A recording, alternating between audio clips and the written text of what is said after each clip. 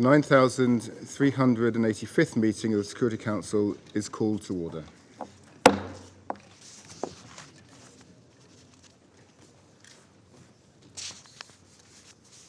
The provisional agenda for this meeting is threats to international peace and security. I give the floor to the representative of the Russian Federation. Спасибо, господин председатель. Прежде чем мы начнем работать, хотел бы выразить принципиальное несогласие с подходом председательства к приглашению на сегодняшнее заседание докладчиков по правилу 39. Россия запросила это заседание по крайне важной и чувствительной теме – нападкам киевского режима на православное христианство на Украине. Сделали мы это еще 16 июля. Исходя из необходимости всестороннего рассмотрения данного сюжета, мы предложили 3 докладчиков от ООН, представителя Альянса цивилизаций, от Украинской православной церкви, архиепископа Гедеона, и от гражданского общества, украинского писателя, публициста и общественного деятеля Яна Таксюра.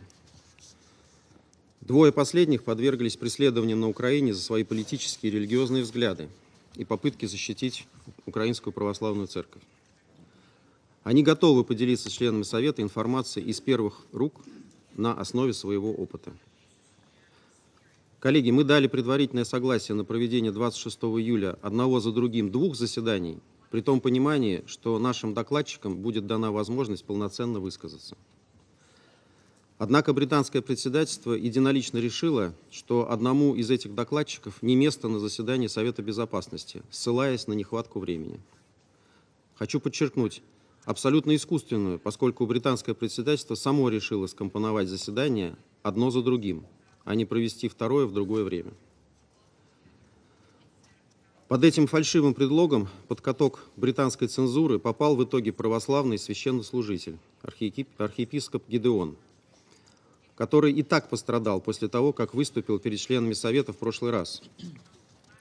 Ему был запрещен въезд в ЕС, который, к слову, выставляет себя поборником свободы слова и вероисповедания. Теперь же архиепископа Гедеона вообще пытаются отсечь от дискуссий в Совете Безопасности. И это при том, что британское председательство в начале своей вахты заявило о приверженности защите представителей гражданского общества как о важнейшей части своих рабочих методов. Оно не может не знать, что ранее в июле мы направили в адрес генсекретаря и председателя Совета Безопасности письмо с подробным изложением проблем, с которыми архиепископ Гедеон столкнулся из-за своего предыдущего выступления в Совете. Где же ваша приверженность защите докладчиков? Или она распространяется только на представителей ангажированных прозападных НПО? Я хотел бы задать вопрос господину председателю. Почему вы настаиваете на неучастии в сегодняшнем заседании по православию православного священнослужителя? Что Лондон имеет против представителей этой конфессии? Если в следующий раз к участию будут приглашены представители, например, католичества или ислама, вы также им откажете под предлогом нехватки времени? Ответьте, пожалуйста, и я продолжу.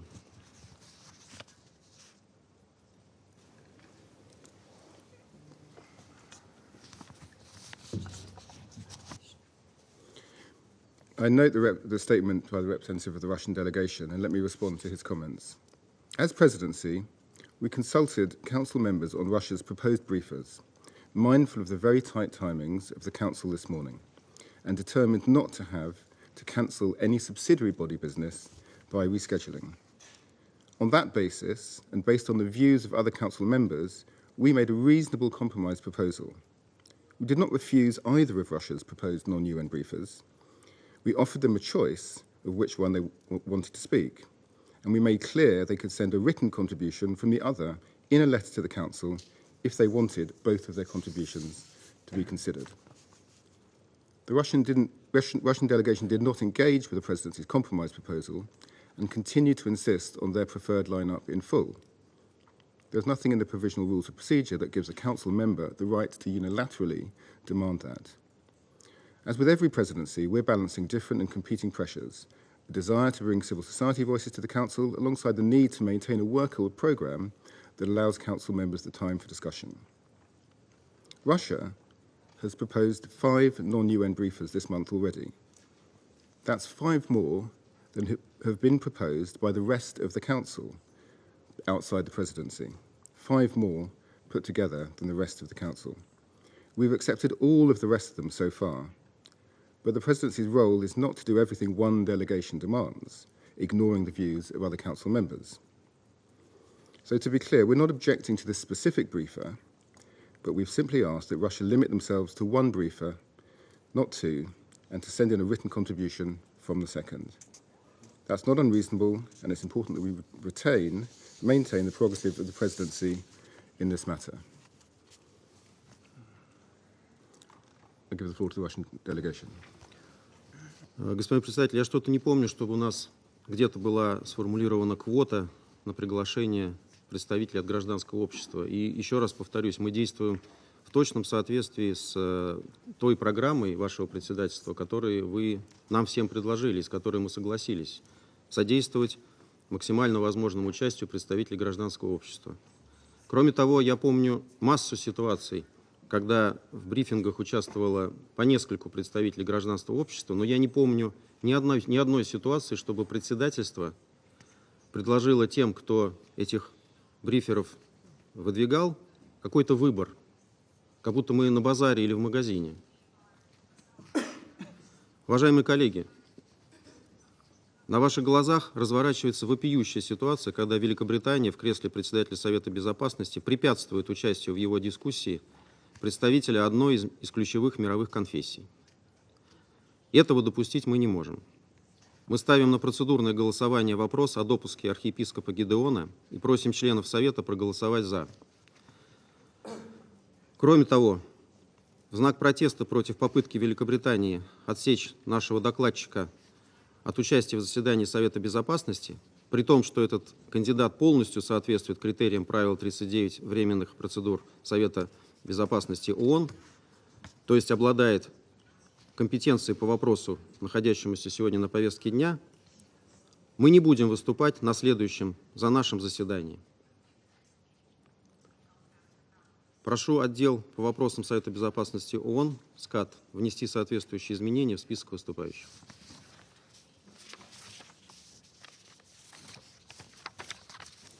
In view of the comments made by the Council members, I propose to put to the vote the Russian Federation's proposal to extend an invitation under Rule 39 of the Council's Provisional Rules of Procedure by Bishop Gedeon to provide a briefing to the Security Council under the agenda item Threats to International Peace and Security. So, just to be clear, if you vote yes, you're voting for the participation of Bishop Gedeon. The Presidency's recommendation is that we stick with the Presidency proposal.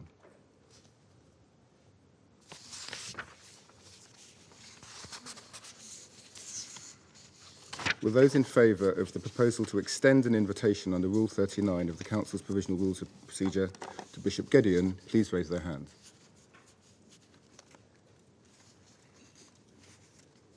Against? Abstentions?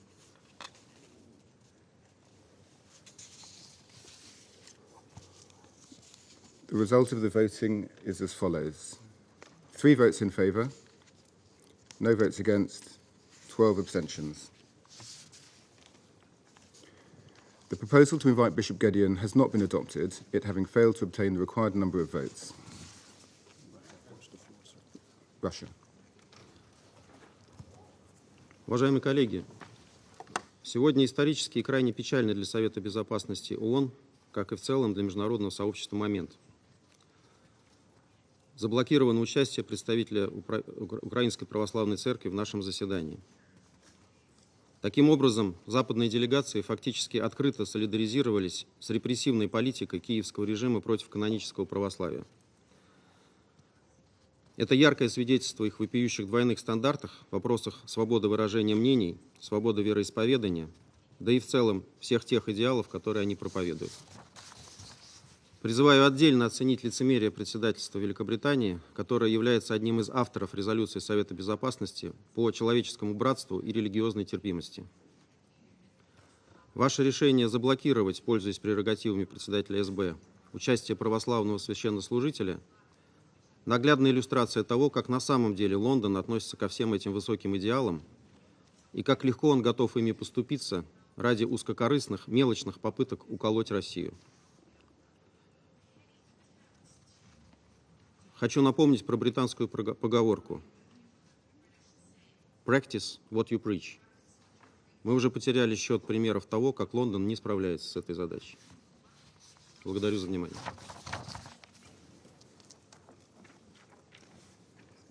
I note the comments from the representative of the Russian Federation. We'll now move to the adoption of the agenda. The provisional agenda for this meeting is threats to international peace and security. The agenda is adopted. In accordance with Rule 37 of the Council's Provisional Rules of Procedure, I invite the representative of Ukraine to participate in this meeting. It is so decided. In accordance with Rule 39 of the Council's Provisional Rules of Procedure, I invite the following briefers to participate in this meeting. Ms. Nihal Saad, Director of the United Nations Alliance of Civilizations, and Mr. Jan Taxier, author. It is so decided. The Security Council will now begin its consideration of item 2 of the agenda.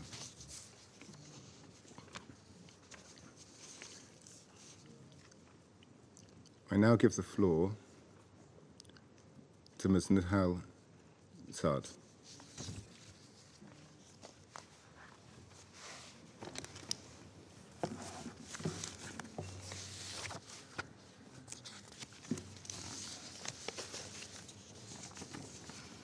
Thank you, Mr. President. Distinguished members of the Council, I wish to thank the Council members for the opportunity to brief on this issue, representing the United Nations Alliance of Civilizations.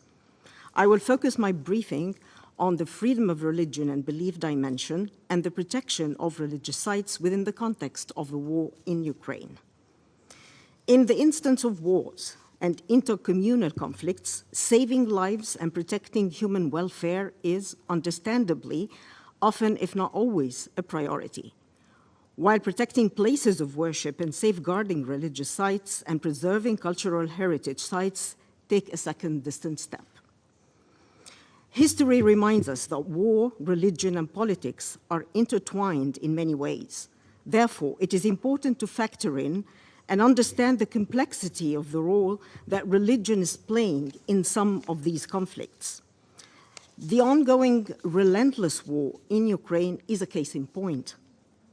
In addressing the situation holistically, we should right-size the religious dimension in that particular crisis that we have at hand as a result of the Russian Federation's armed attack on Ukraine. The division between Ukraine's Orthodox parties is not new. It has existed for decades, but it has exacerbated within Ukraine and reverberated worldwide as Orthodox churches have struggled with how and whether to take sides. Last Sunday, we woke up here to heartbreaking images of a severely damaged historic cathedral, the largest Orthodox church in Odessa. A Russian missile hit the Transfiguration Cathedral and other historical buildings that lie in the historic heritage center of Odessa. At the same time, it was heartening to see that hours later, parishioners and volunteers donning hard hats, shovels, and brooms began removing rubble and tried to salvage any artifacts. The cathedral in Odessa is not the only religious site damaged throughout the war. According to a preliminary assessment undertaken by UNESCO, 116 religious sites have been damaged since 24th of February, 2022. The United Nations condemned the attack. The Secretary General strongly condemned the Russian missile attack on Odessa and noted that the attack in an area protected under the World Heritage Convention is in violation of the 1954 Hague Convention for the Protection of Cultural Property in the event of armed conflict. The Director General of UNESCO strongly condemned the attack and considered it an escalation in violence against cultural heritage of Ukraine. The High Representative for the United Nations Alliance of Civilizations condemned the attack on the cathedral and deplored the fact that the ongoing war in Ukraine has led to the destruction or pillaging of places of worship and religious heritage sites which has further fueled hatred, stoked mistrust, and exacerbated the hostilities. This brings me to the United Nations Plan of Action to safeguard religious sites in unity and solidarity for safe worship. Developed by the United Nations Alliance of Civilizations and launched by the Secretary General in 2019. The Plan of Action is rooted in the Universal Declaration of Human Rights and grounded in a core understanding. Religious sites are powerful symbols of our collective consciousness. The plan advocates the sanctity of religious sites and safety of worshippers and stresses the right of all believers to access the holy sites and to practice their religious rituals and traditions freely, peacefully, and safely without fear or intimidation. The Russian Federation was among a core group of member states and other relevant stakeholders who informed the plan of action in its consultative phase. Mr. President, the United Nations Alliance of Civilizations promotes the universality of religious sites emanating from our conviction that places of worship and sacred religious sites are representative of the history, identity, and traditions of people in every country and community and must be fully respected and protected. An attack on places of worship strikes the very core of communities' sense of identity and belonging. Therefore, religious sites should be places of worship, not places of war. Mr. President, distinguished members of the Council, under the Charter of the United Nations, member states pledged their commitment to promote and encourage universal respect for and observance of all human rights and fundamental freedoms without distinction, including religion or belief. Several multilateral instruments recognize that discrimination against persons on the basis of religion or belief constitutes an affront to human dignity and undermines the fundamental freedoms proclaimed in the Universal Declaration of Human Rights and enunciated in detail in the International Covenant on Civil and Political Rights. It is therefore the obligation of member states to prohibit discrimination and violence on the basis of religion or belief and to implement measures to guarantee the equal and effective protection of the law. In this context, the politicization of religion in the context of the war in Ukraine fuels intercommunal tensions, stokes fear, and triggers violence. The restrictions to freedom of religion and the safety of members of religious communities across Ukraine in both territory controlled by the government as well as territories controlled by the occupied Russian Federation is a matter of grave concern. According to the updated report of the United Nations Office of the High Commissioner for Human Rights based on the work of the United Nations Human Rights Monitoring Mission in Ukraine, HRMMU, incidents of violence against members and supporters of the Ukrainian Orthodox Church, UOC, increased in the reporting period between February the 1st and April 30th, 2023. Authorities notably searched places of worship and other UOC facilities, issued notices of suspicions against clergymen, and placed several of them under house arrest, including one of the UOC's main hierarchs based on little or no evidence. In addition, the Ministry of Culture terminated early rental agreement with UOC of the state-owned Kiev Petrek Lavra. Following UN advocacy, authorities refrained from taking actions that risk violence and did not forcibly evict the UOC from the Lavra on the stated deadline for leaving the premises of 29th of March. Moreover, during the month of April 2023, several city and regional councils banned the activities of UOC. Many local councils also sought to terminate municipal property rental agreements with UOC. As such, we are concerned that the cumulative impact of government actions targeting the UOC could be discriminatory. Another worrying sign is the surge in hate speech and several incidents of violence against UOC members in April 2023.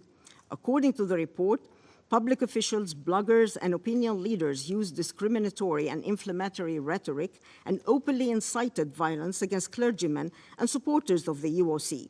the government and law enforcement authorities did not effectively address the incidents of hate speech during the reporting period.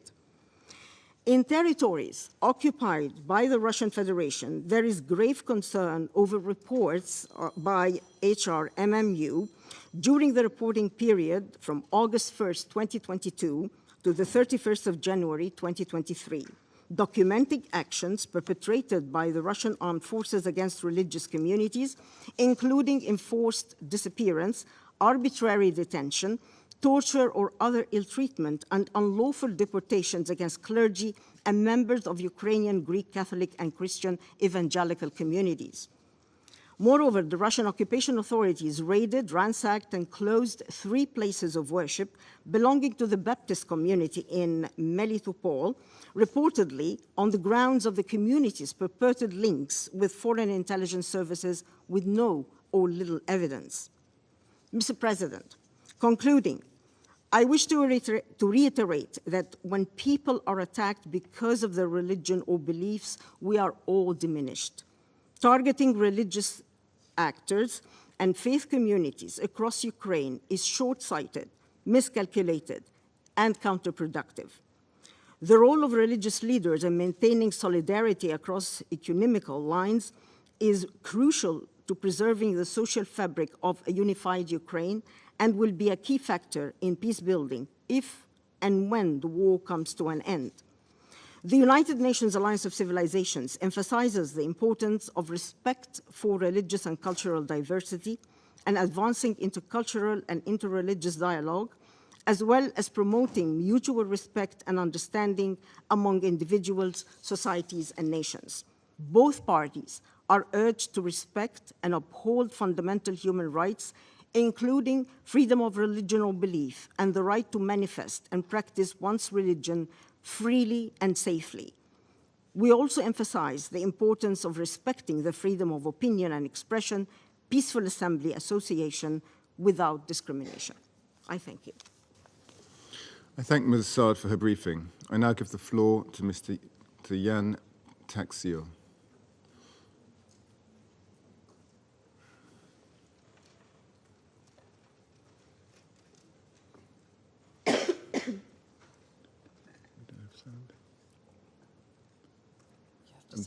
I'm sorry, we can't hear you, Mr. Taxia. Do you have a mute button?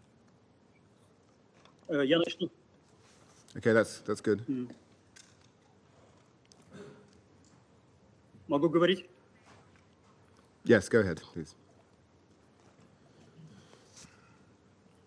Уважаемый господин председатель, уважаемые члены Совета, меня зовут Ян Таксюр, я писатель и телеведущий. Я гражданин Украины. 10 марта 2022 года я был арестован Службой безопасности Украины и отправлен сначала в тюрьму СБУ, потом в Киевский следственный изолятор. В конце мая 2023 года суд в Киеве приговорил меня к 12 годам лишения свободы. Однако после обмена в составе российских военнопленных я получил возможность и честь говорить сегодня перед вами. За что же украинское правосудие столь сурово обошлось со мной, 70-летним человеком, имеющим онкозаболевание? Подлинная причина только одна. В своей авторской программе, в своих стихах и статьях я защищал каноническую украинскую православную церковь, говорил о притеснении ее украинским государством и органами безопасности. Подчеркну, господа, моя личная история – это лишь малая часть тех гонений и того террора, который в последние несколько лет развязан по отношению к Украинской православной церкви и ее последователям. Напоминаю, православная церковь на земле Украины возникла в X столетии, и нынешняя Украинская православная церковь – ее прямая наследница. Однако в 2018 году ряд политиков, тогдашний президент Украины Петр Порошенко, государственный секретарь Соединенных Штатов Майк Помпео, константинопольский патриарх Варфоломей I в нарушение церковных законов и Конституции Украины создали в стране новую религиозную организацию ПЦУ, православная церковь Украины, и стали требовать от древней канонической церкви переходить в новую структуру. Сразу же начались насильственные действия по отношению к священству и верующим канонической Украинской православной церкви. Захваты храмов, незаконная их перерегистрация, угрозы судебной и физической расправы. Об этой ситуации, о нарушении 35 статьи Конституции Украины, согласно которой государство не имеет права вмешиваться в дела церкви, мне довелось открыто говорить и писать. Новая волна гонений на каноническую церковь поднялась при нынешнем президенте Украины Владимире Зеленском. Особенно она усилилась в начале 2023 года и продолжается по сегодняшний день. Сотни захваченных и насильно в нарушение закона переведенных в ПЦУ храмов и монастырей. Оторванные пальцы простых верующих, вышедших на защиту своей церкви. Проломленные металлическими прутами головы. Кровь священства и мирян. А кроме того, невиданная кампания лжи, поднятая в средствах массовой информации. Епископов и простых священников, родившихся и всю жизнь проживших в Украине, без всяких доказательств называют агентами Кремля, обвиняют в хранении оружия и запрещенной литературы, хотя все это имеет ничтожную доказательную базу. Сегодня под домашним арестом пребывает митрополит Черкасский и Каневский Феодосий. В хорошо знакомом мне следственном изоляторе в бывшей Лукьяновской тюрьме Киева находится наместник Киево-Печерской лавры митрополит Павел, известный православный публицист и мой друг Дмитрий Скворцов. Обвинения, выдвинутые против них, ничем законным не обоснованы. Еще один вопиющий факт. Всемирно известная святыня, монастырь Киево-Печерская лавра, наместник которой сейчас в тюрьме, тоже в эти дни подвергается изощренным репрессиям. Главные храмы Киево-Печерской лавры, Успенский собор и трапезный храм уже отобраны и переданы ПЦУ. Насельники лавры, монахи, изгнаны из обители. Незаконно вывезена часть ценнейших икон и предметов богослужения. Верующие в лавру не допускаются. И все это лишь потому, что они не поддались требованию перейти в другую религиозную юрисдикцию. Обращаю ваше внимание, господа, в данном случае украинская власть вмешивается в область сакрального, в область отношений человека и Бога, в ту область, где не может быть места политике и геополитике.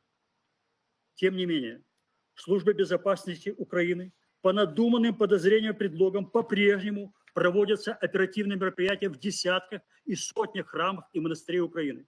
В Закарпатской, Черновицкой, Ровенской, Волынской, Николаевской, Сумской, Львовской, Житомирской и Херсонской областях. Обыскам и допросам подвергались митрополит Тульчинский и Братславский Иоаннафан, митрополит Запорожский и Мелитопольский Лука. Жертвами морального террора стали простые священники. С одним из них, отцом Андреем Павленко, мне довелось познакомиться. По ложному обвинению в сотрудничестве с иностранной разведкой, после пыток он так же, как и я, был осужден на 12 лет заключения. Сейчас, когда я обращаюсь к вам, уже захвачен Свято-Покровский кафедральный собор в городе Хмельницком. Произошло это так. 500 человек, среди которых были так называемые активисты ПЦУ, при поддержке местной власти и полиции в апреле 23 года захватили собор. А уже в июле 23 года в городе Белая Церковь при поддержке спецназа группа, называющих себя священниками ПЦУ, перекрыла прихожанам доступ в храм и силой захватила местный собор. Поверьте, этот скорбный список можно продолжать. Сценарий беззакония везде одинаков. И хотя статистика скрывается, суть ее одна. Сотни и тысячи приходов Украинской православной церкви либо уже насильно переведены в организацию ПЦУ, либо живут под угрозой захвата и перевода. Больше того, в Верховной Раде Украины лежит неслыханный в истории права законопроект о полном запрете Украинской православной церкви. И депутаты Верховной Рады заявляют о своей готовности за него проголосовать. То есть власть Украины собирается стереть с лица земли церковь, в которой крещены, венчаны и отпеты миллионы граждан страны. Уважаемые члены Совета, думаю, такое положение недопустимо. Оно незаконно и преступно перед лицом Бога и людей. И я надеюсь, что вы, как люди, уважающие святое, не оставите без своего внимания и защиты тех, кто сегодня на Украине терпит несправедливость. Благодарю вас за внимание.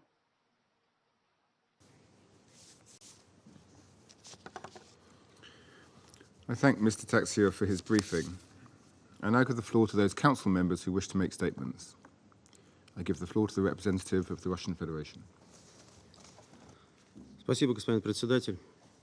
Благодарим Нигаль Саад и Яна Таксюра за их выступление.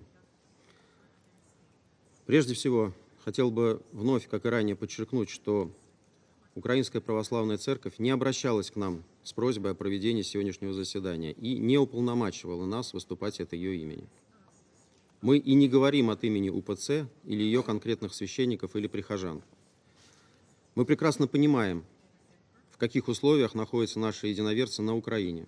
Знаем, какое давление оказывает на них режим Зеленского. И не имеем никаких иллюзий в отношении того, чего на самом деле стоят их оценки наших сегодняшних усилий, о которых мы, скорее всего, узнаем из соцсетей. Уважаемые коллеги, Россия уже привлекала внимание Совета к развернутой Киевом кампании по уничтожению канонического православия на Украине в ходе заседания 17 января этого года, когда фактическое изъятие храмов УПЦ, преследование и избиение священников, которое велось со времен кровавого государственного переворота в Киеве в 2014 году, вышло на новый законодательный уровень.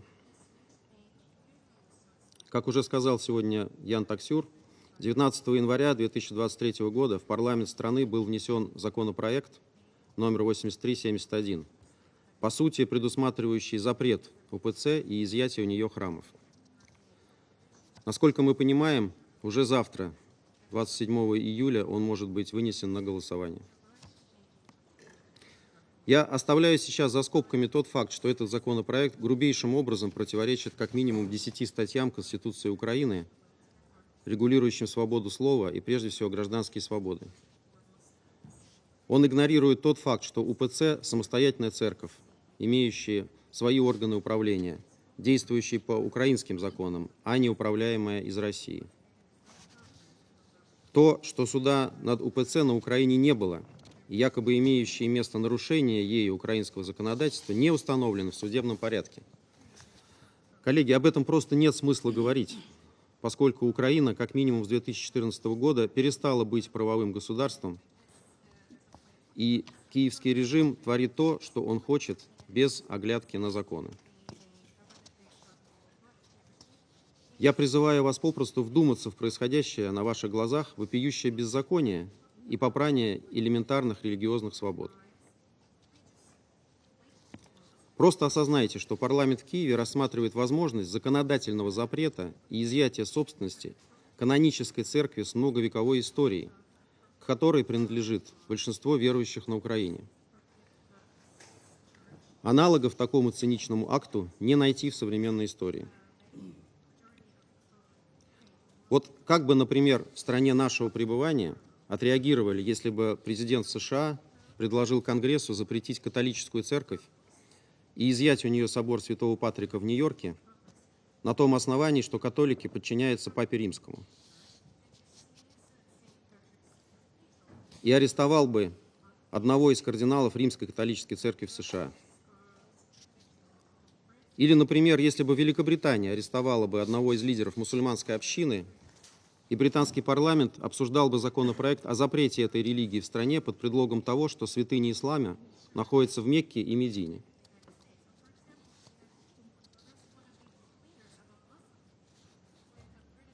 Вам сложно представить себе такую картину? Нам тоже. Она выглядит скорее как сюжет фантастического фильма.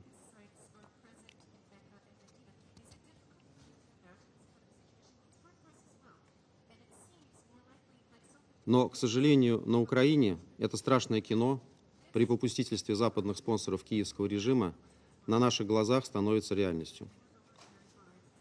Режимом Зеленского последовательно проводится государственная политика уничтожения канонического православия на Украине. Арсенал принимаемых мер включает юридические запреты, систематические обыски, рейдерские захваты храмов, допросы прихожан и священнослужителей, их аресты, физическое насилие, вандализм.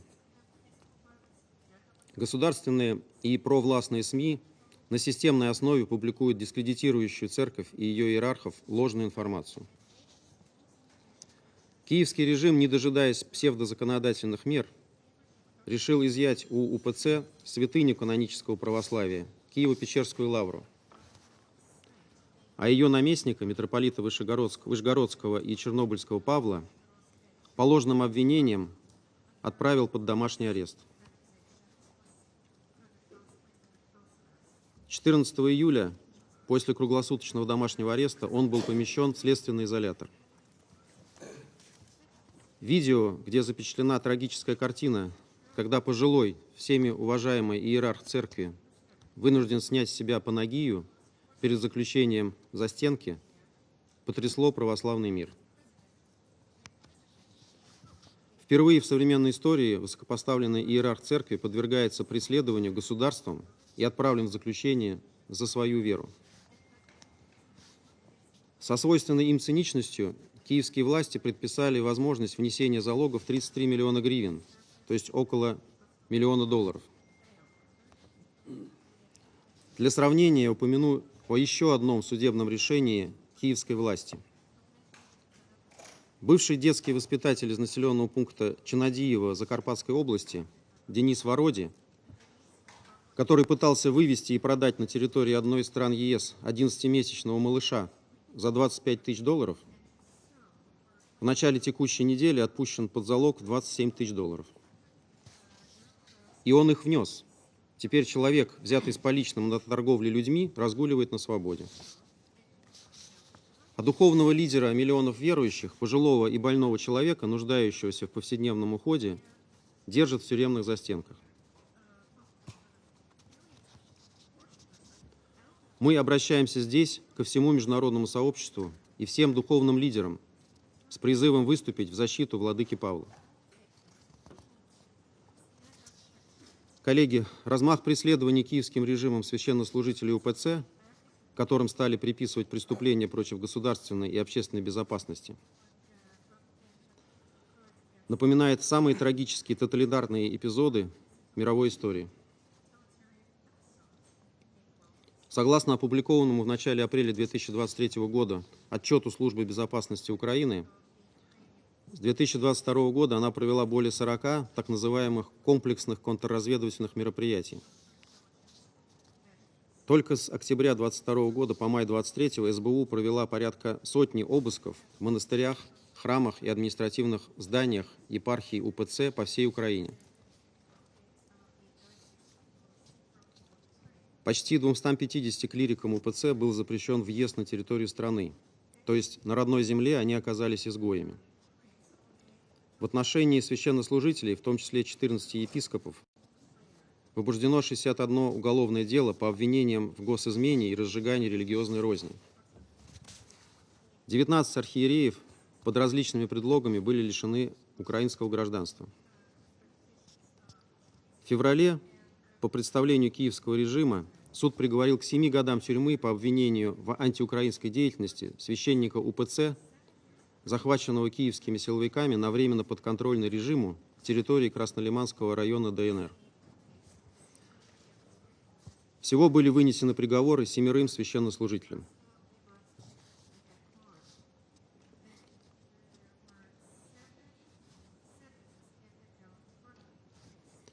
Вот отрывок из выступления отца Гидеона, которому британская цензура сегодня не дала слова. Цитирую. «Недавно я встречался с приехавшим из Украины духовенством. Не могу уточнить детали по соображениям их безопасности. Они рассказали ужасный случай, который произошел в начале мая на востоке Украины. 4 священнослужителей, украинские военнослужащие, загнали в ледяную воду и хотели заставить, чтобы они отреклись от своей веры и начали славить киевский режим. Эти угодники Божьи, слава им, не отреклись. 3 из них утонуло, а 1 потерял сознание, и его вынесло дальше по течению. Украинские военные решили, что он мертвый, и не стали его забирать.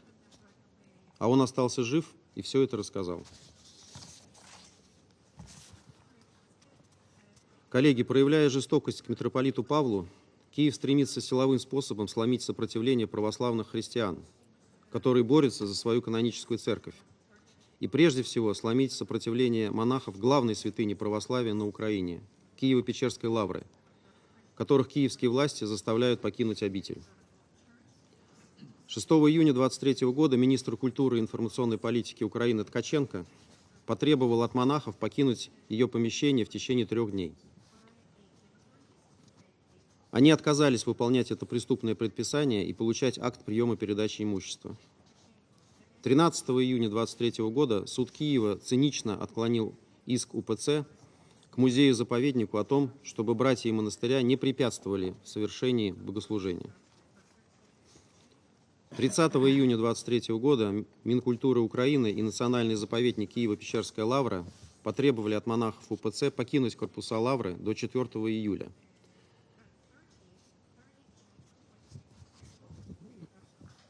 В УПЦ отказались его выполнять как незаконное. По данному вопросу нет даже решения суда, а подобные предписания властей были обжалованы в судебном порядке.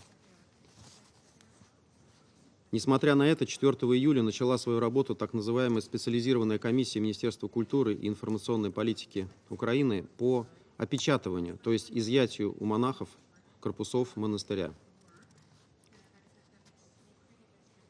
6 июля 2023 года адвокат-протоиерей Чекман, выступающий в интересах УПЦ, заявил, что представители заповедника при содействии полиции сорвали замки и проникли в 70-й корпус монастыря.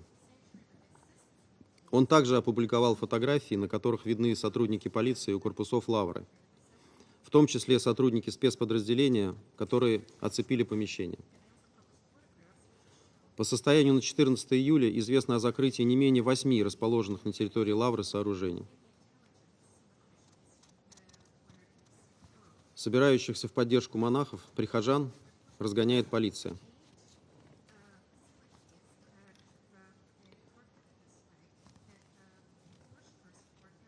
Таким образом, создаются невыносимые условия для проживания в лавре монашествующей братьи.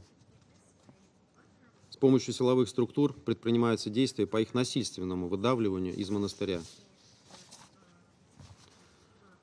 При этом СМИ публикуют информацию, что лидер киевского режима, обсуждая с патриархом Константинопольским Варфоломеем передачу всего комплекса Киево-Печерской лавры, созданной по инициативе бывшего президента Украины Порошенко марионеточной так называемой православной церкви Украины.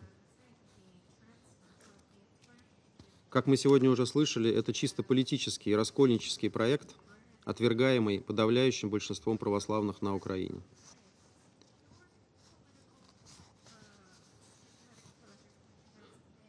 И здесь опять-таки возникает риторический вопрос. Может ли суд Нью-Йорка изъять какой-либо католический или православный собор и передать его, например, баптистам?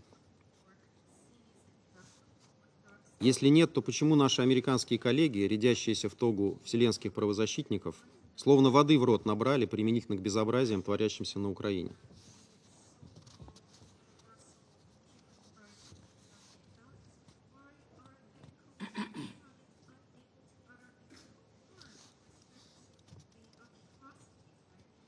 Одновременно идет разграбление культурно-духовных и исторических ценностей, принадлежащих украинскому народу.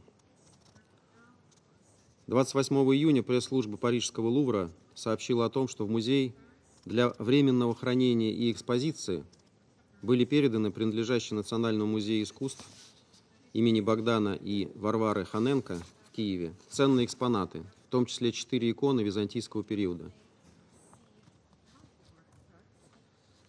Кроме того, в открытых источниках фигурирует информация о вывозе сокровищ Киево-Печерской лавры за границу.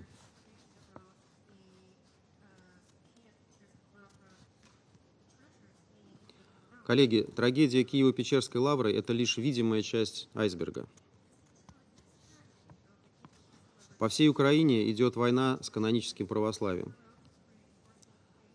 На региональном уровне, прежде всего на западе Украины, уже развернулась кампания по запрету УПЦ. Соответствующие решения в апреле-мае 2023 года были приняты в Волынской, Ивано-Франковской, Житомирской, Львовской, Ровенской, Черновицкой и Хмельницкой областях.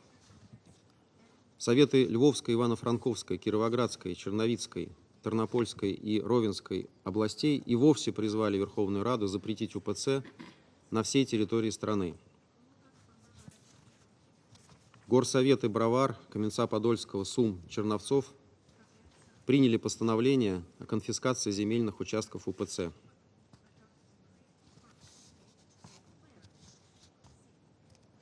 Сегодня на сайте МИД России опубликован подробный доклад о противоправных действиях киевского режима в отношении УПЦ, ее священнослужителей и прихожан. Мы обязательно ознакомим вас с его содержанием. Коллеги, репрессии киевского режима коснулись также другой святыни – Почаевской лавры в Тернопольской области. 5 апреля 2023 года на сайте Верховной Рады опубликован проект постановления об обращении в правительство с требованием о расторжении с УПЦ договора аренды этой обители. 10 июля 2023 года раскольники из ПЦУ прорвались на территорию Преображенского кафедрального собора в Белой церкви в Киевской области. Срезали замки, выломали двери, блокировали ворота и не пускали внутрь верующих. По тем, кто пытался попасть на службу, распыляли перцовый газ из баллончиков. Использовали даже огнетушители. Захватчиков при этом поддерживали местные власти и полиция.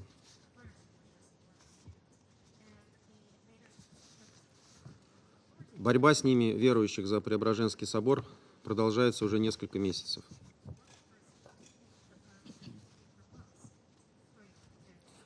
Уважаемые коллеги, в заключение хотел бы подчеркнуть, что никакие обвинения в адрес России и никакие измышления в адрес канонической православной церкви на Украине не дают Киеву индульгенцию на уничтожение канонического православия или на отправление в застенки уважаемых и пожилых священнослужителей, чья единственная вина заключается в том, что они отстаивают свою веру. Какое право имеет режим Зеленского изгонять монахов из Киево-Печерской лавры, одной из главных святынь канонического православия? Может ли в каком-либо еще государстве парламент по предложению президента этой страны принять закон о запрете церкви, прихожанами которой являются большинство верующих в этой стране? Почему же, когда это происходит сегодня на Украине, наши западные коллеги, имеющие воздействие на киевский режим, стыдливо или сознательно закрывают на это глаза? Где же ваши пресловутые ценности? Или, будучи ослепленными русофобией, вы готовы благословить абсолютно любые преступления киевского режима, в том числе против свободы вероисповедания? Надеюсь, что общественность в ваших странах даст этой ситуации справедливую оценку, раз вы боитесь это сделать. Благодарю за внимание. You finished? Okay. I give the floor to the representative of the United States. Thank you, Mr. President, and thank you to Director Saad for her briefing today. I'll be brief, given the number of times this year Russia has already convened us to discuss this issue. The United States takes seriously allegations of violations of human rights, including freedom of religion or belief. We expect all governments to respect human rights and fundamental freedoms. What we see in this meeting, however, is Russia cynically complaining of mistreatment of the Ukrainian Orthodox Church while it engages in systematic religious oppression in territories under its occupation. Russia continues to mistreat members of religious minority groups in areas of Ukraine it occupies during its illegal war. Russia's calling for this meeting after its destruction of Odessa's historic Transfiguration Cathedral, which belongs to the very Ukrainian Orthodox Church the Russian government claims to be defending today, is appalling. Russia's damage to religious sites and places of worship in Ukraine is well documented. Ukraine's Institute for Religious Freedom reported that 494 sites in Ukraine have been destroyed, damaged, or looted in Russia's unconscionable war. We urge the Kremlin to cease its senseless war and respect the human rights of all and the safety of Ukraine's civilian population, including members of all religious communities. Thank you. I thank the representative of the United States for their statement, and I give the floor to the representative of Japan. Thank you, Mr. President. I thank the briefers for their briefings. Freedom of religion or belief is an indispensable and universal principle shared in the global community. In the international community, we witness countless human rights violations which undermine the foundation of people's lives and societies as a whole. We stand ready to discuss human rights issues affecting international peace and security. Mr. President, Russia is attempting to employ narratives to paint itself as a guardian of religious freedom. However, when it comes to attacks on religious facilities, Russia has inflicted tremendous damage on Ukraine. We strongly condemn the Russian recent missile attacks on Odessa that resulted in civilian casualties and damaged the UNESCO-protected cathedral. After all, without peace and stability, freedom of religion will be undermined. Let me repeat in the strongest possible terms. Russia must withdraw all of its troops and military equipment from Ukraine and respect Ukraine's independence, sovereignty, and territorial integrity within its internationally recognized borders. I thank you. I thank the representative of Japan for their statements, and I give the floor to the representative of Brazil.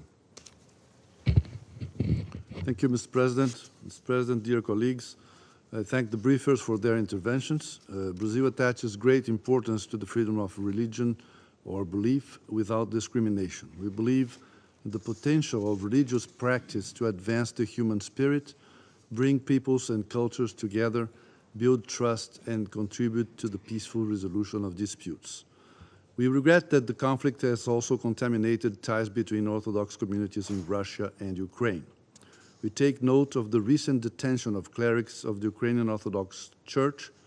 Brazil reaffirms its confidence in the full application of the rule of law and in the discernment of the judicial authorities to ensure the rights of the detainees, including respect for their religious freedom. Mr. President, Brazil's position on this issue remains unchanged. I would like to reiterate 3 points. First, freedom of religion is a fundamental human right enshrined in the Universal Declaration of Human Rights and in the International Covenant on Civil and Political Rights and the Declaration of the Elimination of All Forms of Intolerance and of Discrimination based on religion or belief, adopted by the General Assembly in 1981. It is also a fundamental tenet of our own Constitution and of our way of living as a pluralistic and multi-ethnic society. Second, we encourage initiatives to promote an environment of tolerance and respect for religious diversity. Under no circumstances should religious practice be used to foment tensions between communities and states. Third, we are aware that Russia and Ukraine share the Orthodox faith as a common element of their national identities. The basis of a common religious practice can serve as a platform for dialogue, creating the conditions for a peaceful coexistence in a future that we want to be close and lasting. Mr. President, Brazil reiterates the call for the de-escalation of hostilities and the resumption of dialogue between Russia and Ukraine. We understand the hesitations on both sides. However, we recall the obligation of all member states under Article 33 of the UN Charter to seek the settlement of disputes by peaceful means. We reiterate our commitment to the sovereignty and territorial integrity of Ukraine and to the recognition of the legitimate security concerns of all in the region. Thank you. I thank the representative of Brazil for their statement, and I give the floor to the representative of Mozambique. Thank you, Mr. President. I wish to thank all briefers for their insights. Mozambique continues to be deeply concerned over the continued escalation of the Russian-Ukrainian conflict. The current divisions are pushing the possibility of peaceful coexistence between Ukrainian and Russian worshippers of Orthodox faith even further away. We should reject any use of religion or the defense of one's faith as a pretext for inciting violence or hatred. Mr. President, Mozambique wishes to remind all parties that infringing upon basic freedoms, including freedom of religion or belief, goes against the key principles of international law, including paragraph 3 of Article 1 of the UN Charter and Article 18 of the Universal Declaration of Human Rights. Drawing from Mozambique's own experience, we can attest to the importance of faith and spirituality, which are essential pillars for promoting reconciliation within and between communities. During times of conflict, religious leaders and sites provide a safe place for those seeking refuge, and they must be preserved and protected at all times. Ideally, our religious leaders should teach and preach peace and ensure that empathy prevails despite the heavy toll of this conflict. We must ensure that the most fundamental human needs, namely safety, health, freedom, and respect, are provided for. This is ultimately instrumental to achieving lasting peace in a conflict-prone world. Indeed, religion and faith can, by nature, be potent drivers for healing after conflict and can promote social unity within a tapestry of unity from the threads of discord. Mr. President, history is full of instances where religion has been used as a tool to indoctrinate generations into harboring lasting hatred. The damaging effects of religious schisms and prejudices can last well beyond the end of a conflict, leading to cycles of retribution through generations. Mozambique strongly calls on all parties to avoid using language that might incite violence, discrimination, or hostility against individuals or groups. The weaponization of this highly sensitive issue will only undermine efforts toward future reconciliation. In conclusion, we reiterate our call on all parties to immediately cease fighting and appeal to all involved to uphold a culture of tolerance, respect, and understanding, and to resume negotiations in line with the UN purposes and principles. I thank you. I thank the representative of Mozambique for their statement, and I give the floor to the representative of Gabon. Merci, Monsieur le Président. Je remercie les briefers pour leurs exposés. Alors que la communauté internationale continue d'appeler de tous ses voeux à la fin rapide de la guerre en Ukraine, les affrontements sur les divers axes ne font que s'amplifier. Et l'une des plus profondes et importantes est celle de l'Église orthodoxe qui continue d'en payer le prix fort. Dans la guerre désormais totale à laquelle se livrent les parties au conflit, le clergé se retrouve également impacté et les églises face à des choix qui dépassent la religion et les croyances. Le nombre d'infrastructures civiles détruites ne cesse d'augmenter, ceux des lieux de culte ont largement passé la centaine et les représentants religieux ne sont plus en sécurité. C'est de la responsabilité de toutes les parties au conflit de ne pas faire des lieux de culte des champs de bataille. L'Église doit rester fidèle à sa vocation et son message demeurer un message d'unité et d'amour pour tous les peuples et toutes les nations. Le Gabon voudrait rappeler que la liberté de religion ou de conviction est garantie par la Déclaration universelle des droits de l'homme et le Pacte international relatif aux droits civils et politiques, ainsi que par la Déclaration sur l'élimination de toutes les formes d'intolérance et de discrimination fondées sur la religion. Les parties sont tenues de respecter les dispositions pertinentes des instruments internationaux. La communauté internationale doit tout mettre en œuvre afin que l'Église orthodoxe conserve son rôle universel et son caractère sacré. Elle ne doit pas faire l'objet ni de menaces, ni de représailles, encore moins d'attaques ciblées. Je vous remercie. I thank the representative of Gabon for their statement, and I give the floor to the representative of China. 诸位先生，我认真听取了通报人的通报。宗教是人类文明的重要组成部分，是人类文化的重要载体。和平、团结、和谐、友善，是世界各地不同宗教普遍奉行的目标和原则。然而，历史上因为宗教原因引发的战争与冲突，也给人类留下了惨痛教训。宗教问题往往复杂敏感，如果处理不当，很容易激化矛盾，助长对立，造成对抗。中方始终主张，不同宗教之间、宗教不同派别之间，要相互尊重，加强交流，促进和谐，要积极倡导和平文化，为增进互信、缓解紧张、维护和平注入正能量。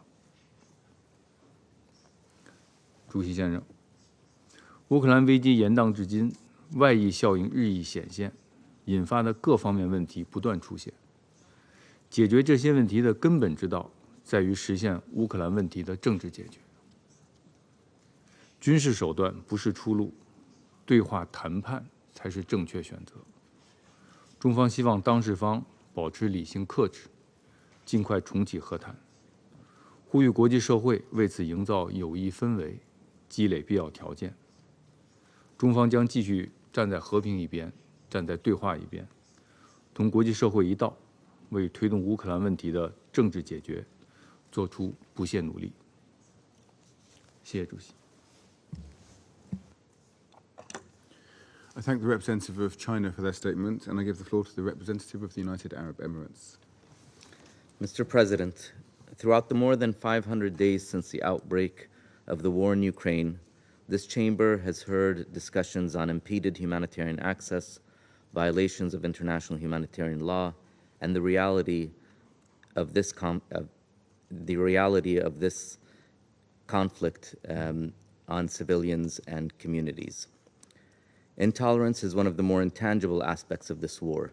It seeps into the social fabric of everyday life, fueling the conflict. The United Arab Emirates condemns all forms of intolerance. In our own region, we have seen the detrimental consequences of the politicization of religion and unchecked incitement to violence masquerading as religious faith. The significant role that tolerance and peaceful coexistence have when it comes to peace and security was acknowledged just weeks ago by this Council when it unanimously adopted Resolution 2686. The member states sitting around this table were united in their support of the tenets that this resolution upholds. We recognize that intolerance could contribute to driving the outbreak, escalation, and recurrence of conflict. At the same time, we recognize the importance of interreligious dialogue and the role of religious leaders in promoting peaceful coexistence that supports peace-building efforts. Cultural heritage and religious sites are the physical manifestation of belief. As such, they are often put at risk when intolerance, hatred, and extremism spread. Since the beginning of the war, UNESCO has verified damage to 270 cultural sites in Ukraine, including 116 religious sites. We have both a legal and moral imperative to ensure the protection of cultural heritage. Resolution 2347 affirms that directing unlawful attacks against cultural heritage sites may constitute, in certain circumstances, a war crime. Cultural heritage is also a prism through which we can view our common humanity. As we have seen in other contexts, places of worship as focal points for communities of faith can serve as important platforms for post-war healing and peace building. Mr. President, every act of religious intolerance or destruction to sites only serves to escalate and prolong this conflict. We reiterate our position that there is no military solution to this war, and our commitment to supporting all efforts aimed at bringing it to a peaceful, just, and lasting resolution in line with the UN Charter. We also stress that the parties must uphold their responsibilities under international law and avoid committing any acts of hostility directed against the cultural objects and places of worship which constitute the cultural or spiritual heritage of peoples. Protecting cultural heritage is a key part of making and sustaining peace after conflict. Thank you, Mr. President. I thank the representative of the United Arab Emirates for their statement, and I give the floor to the representative of Ghana. Thank you, President. I wish to thank the briefers for their perspectives on developments relating to the Ukrainian Orthodox Church. More than 500 days since the Russian Federation invasion of Ukraine, the prospect for peace is still a distant reality. The mistrust the war in Ukraine has created among the nationals of their country is painful to see, but even more so religion, which is universally acknowledged as a rallying platform for peace, has been dragged into the ongoing conflict. We urge that religion should not be politicized and different faiths should be encouraged to live together. During the 17th January meeting of this Council on the subject, we expressed the hope that the regulations deemed necessary by the authorities of Ukraine to combat alleged acts of subversion by some members of the Ukrainian Orthodox Church would be temporary and only related to the efforts to ensure public order during the war.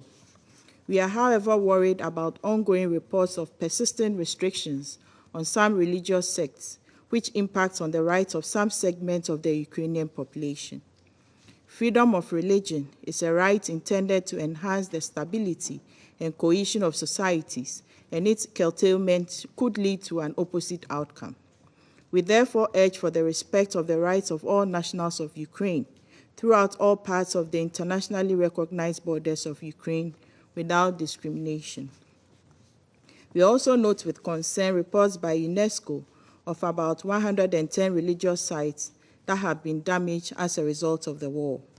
We recall that such attacks or destruction of religious places, sites, and shrines violates international law, in particular international human rights and humanitarian laws, as they have more than material significance for the dignity and lives of persons holding spiritual or religious beliefs. We underscore the importance of promoting tolerance and respect for religious and cultural diversity and the universal promotion and protection of human rights. Additionally, we encourage the resolution of systematic violations of human rights through appropriate human rights instruments, such as the United Nations Human Rights Council and the Council of Europe, and not through other means. President, as history has shown, some of the heinous crimes committed against humanity were premised on religion, especially in instances where the lines between religion and politics seems to be clouded. It is for this reason that we appeal to all actors to exercise tolerance and mutual respect of other faiths, beliefs, or religious preferences in order to harness the positive dividends of religion, including the hope and peace it brings to our world. We believe that a speedy resolution of the war remains critical in tackling the religious divisions that the war in Ukraine has generated, and call for the Council and the international community to support such a goal by finding our common purpose. We must find a pragmatic way to assist the parties to agree to a cessation of hostilities and to commit to dialogue, which must lead to just and sustainable solution to the conflict. I thank you. I thank the representative of Ghana for their statement, and I give the floor to the representative of Albania. Thank you. Mr. President, we are used to the practice of what has proved to be meetings of opportunity that Russia has been calling regularly on Ukraine. Most of the time, they fail to bring an issue worth the discussion and the attention of the Council, since the intention is to divert the attention away from the real issues, the Russian war of aggression against Ukraine and its disastrous consequences.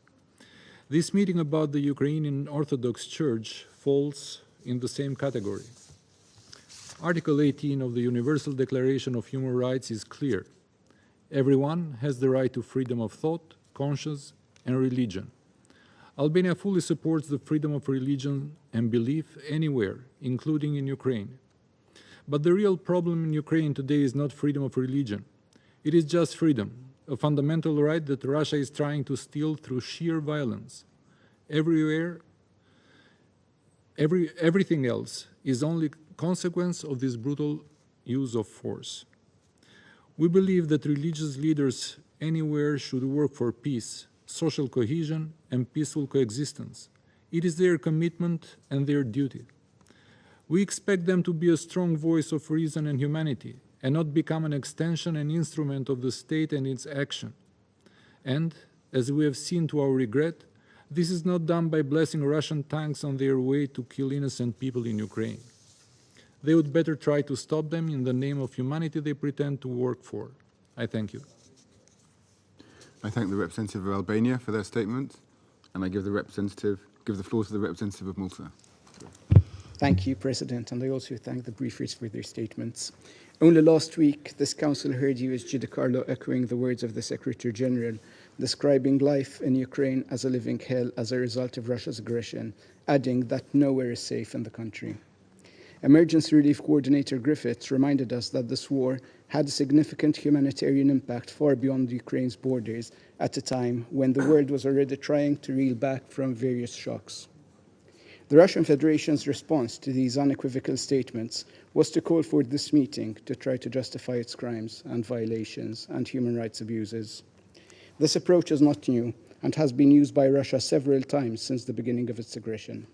What is even more disconcerting this time round is that this meeting comes just a couple of days after Russia's barbaric attack in Odessa severely damaged the Transfiguration Cathedral, the largest Orthodox church in the city.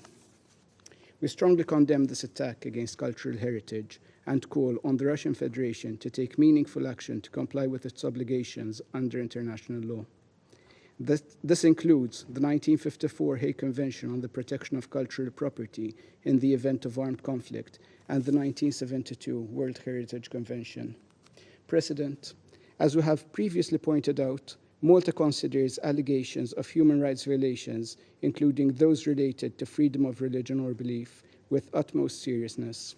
On multiple occasions, we have consistently condemned ideologies and hate speech that promote racism, discrimination, xenophobia, and other manifestations of intolerance. We have consistently engaged in a constructive manner to discuss these issues and treat them with the respect they deserve. Today's meeting does not do anything of the sort. It does not seek dialogue. It does not seek understanding. It does not seek solutions. It seeks to appropriate and distort a sensitive subject to distract the international community. It seeks to deviate our focus from the appalling situation in Ukraine as a result of Russia's actions in violation of the UN Charter.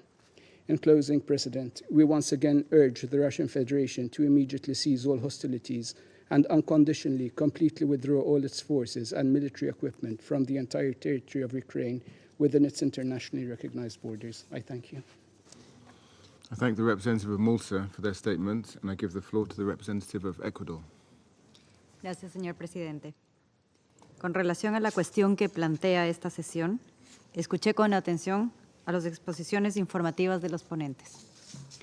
Deseo reiterar el reconocimiento por el Ecuador de la libertad de pensamiento, de conciencia y de religión, de conformidad con el artículo 18 del Pacto Internacional de Derechos Civiles y Políticos y conforme al artículo 18 de la Declaración Universal de los Derechos Humanos. Al Ecuador le preocupa, por tanto, la utilización de la religión para exacerbar los conflictos o la violencia o incluso para justificarla. Condenamos que 5 días después de que la Federación de Rusia solicitara que se convoque a esta reunión, sus ataques aéreos sobre Odessa resultaran en la destrucción de la histórica Catedral Ortodoxa de la Transfiguración. Apenas ayer, la Asamblea General adoptó, una vez más, la resolución sobre la promoción del diálogo y la tolerancia interreligiosa e intercultural para contrarrestar el discurso de odio y promover el fin de la violencia. Lo mismo planteamos en el debate del 14 de junio de este Consejo. Pero ¿qué mayor acto de violencia que el invadir y agredir militarmente a un país vecino? Reitero, por tanto, el llamado enérgico de mi país para que se ponga fin a esa agresión militar de manera definitiva. Muchas gracias. I thank the representative of Ecuador for their statements, and I give the floor to the representative of Switzerland. Merci, Monsieur le Président. La Suisse condamne les récentes frappes russes contre Odessa ainsi que les autres régions. Nous aborderons ce sujet plus en détail lors de la session suivante. Les dégâts sérieux subis par la cathédrale de la Transfiguration à Odessa ce dimanche confèrent à cette réunion une triste urgence. Monsieur le Président, la Suisse reste profondément préoccupée par les violations du droit international humanitaire et les graves violations des droits humains résultant de l'agression militaire russe. Nous partageons les observations du haut-commissaire Volker Türk en déplorant le prix effroyable de la guerre. Concernant la liberté de religion et de conviction, je rappelle les obligations du droit international en matière de droits humains, y compris celles énoncées dans le pacte international relatif aux droits civils et politiques. Toute personne doit pouvoir exercer ses droits à la liberté d'opinion et d'expression, de réunion pacifique et d'association, ainsi que de religion sans discrimination. La liberté de religion et de conviction protège l'individu, et non les religions ou les communautés religieuses. Toute mesure limitant le droit de manifester sa religion ou ses convictions doit être prévue par la loi, servir un intérêt public légitime et être nécessaire et proportionné. Je réitère également l'opposition de la Suisse à la diffusion de discours haineux ainsi qu'à toute forme de diffamation ou de discrimination basée sur la religion. Nous appelons les institutions et les dignitaires religieux à s'engager en faveur d'une rhétorique de paix et de réconciliation. Monsieur le Président, la Suisse appelle à une paix globale, juste et durable en Ukraine, en conformité avec le droit international, notamment la Charte des Nations Unies. Nous appelons une fois de plus la Russie à cesser ses opérations de combat et à retirer sans délai ses troupes du territoire ukrainien. Je vous remercie. Thank the representative of Switzerland for their statement, and I give the floor to the representative of France. Monsieur le Président, cette réunion constitue un énième exercice de diversion orchestré par la Russie dans le cadre de sa campagne de désinformation. Je limiterai donc mes propos à l'essentiel. À ce jour, ce sont bien les agissements de la Russie dans le cadre de sa guerre d'agression contre l'Ukraine qui violent les droits de l'homme. Les nombreux rapports des Nations Unies ont déjà démontré que celle-ci est synonyme d'exactions délibérées, de bombardements d'infrastructures civiles ou encore de déplacements forcés d'enfants. En demandant la tenue de cette réunion, la Russie poursuit son œuvre de propagande. Rétablissons les faits. C'est bien elle qui vise les monuments religieux en frappant la cathédrale de la Transfiguration à Odessa. Dans les territoires ukrainiens occupés par la Russie, la situation des membres de l'Église orthodoxe indépendante d'Ukraine, comme celle des témoins de Jéhovah ou encore celle des Tatars de Crimée et des protestants, ne cesse de se détériorer. Plusieurs cas de persécution ou de discrimination ont notamment été recensés contre les Tatars de Crimée. La documentation des faits et la lutte contre l'impunité des auteurs d'exactions jouent dès lors un rôle crucial. C'est la raison pour laquelle la France salue l'action de la justice ukrainienne, de la justice internationale et de la commission d'enquête internationale et indépendante du Conseil des droits de l'homme. Cette réunion n'est qu'un prétexte pour nous forcer à détourner le regard des atrocités que la Russie commet en Ukraine. Nous déplorons son choix de manipuler une nouvelle fois la question des droits de l'homme et des libertés fondamentales à des fins de désinformation.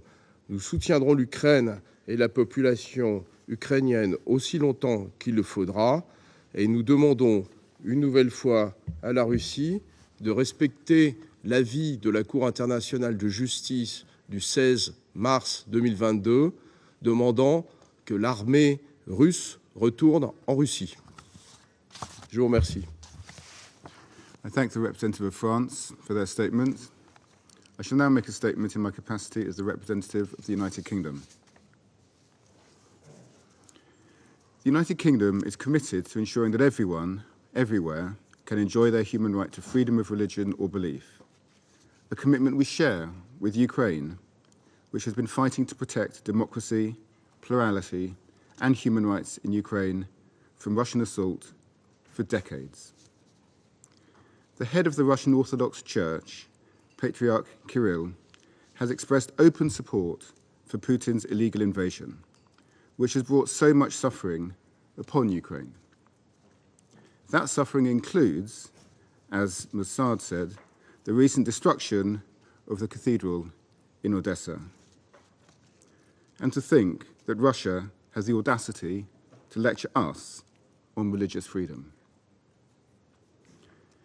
It is entirely understandable that Ukraine wants to protect its national security in the face of these attacks, and it has every right to do so. If Russia is serious about ensuring freedom of religion or belief in Ukraine, instead of using spurious Security Council meetings to advance the kind of disinformation we've heard today, and which I fear has not finished, it should end this senseless war and withdraw its forces. I resume my function as President of the Council.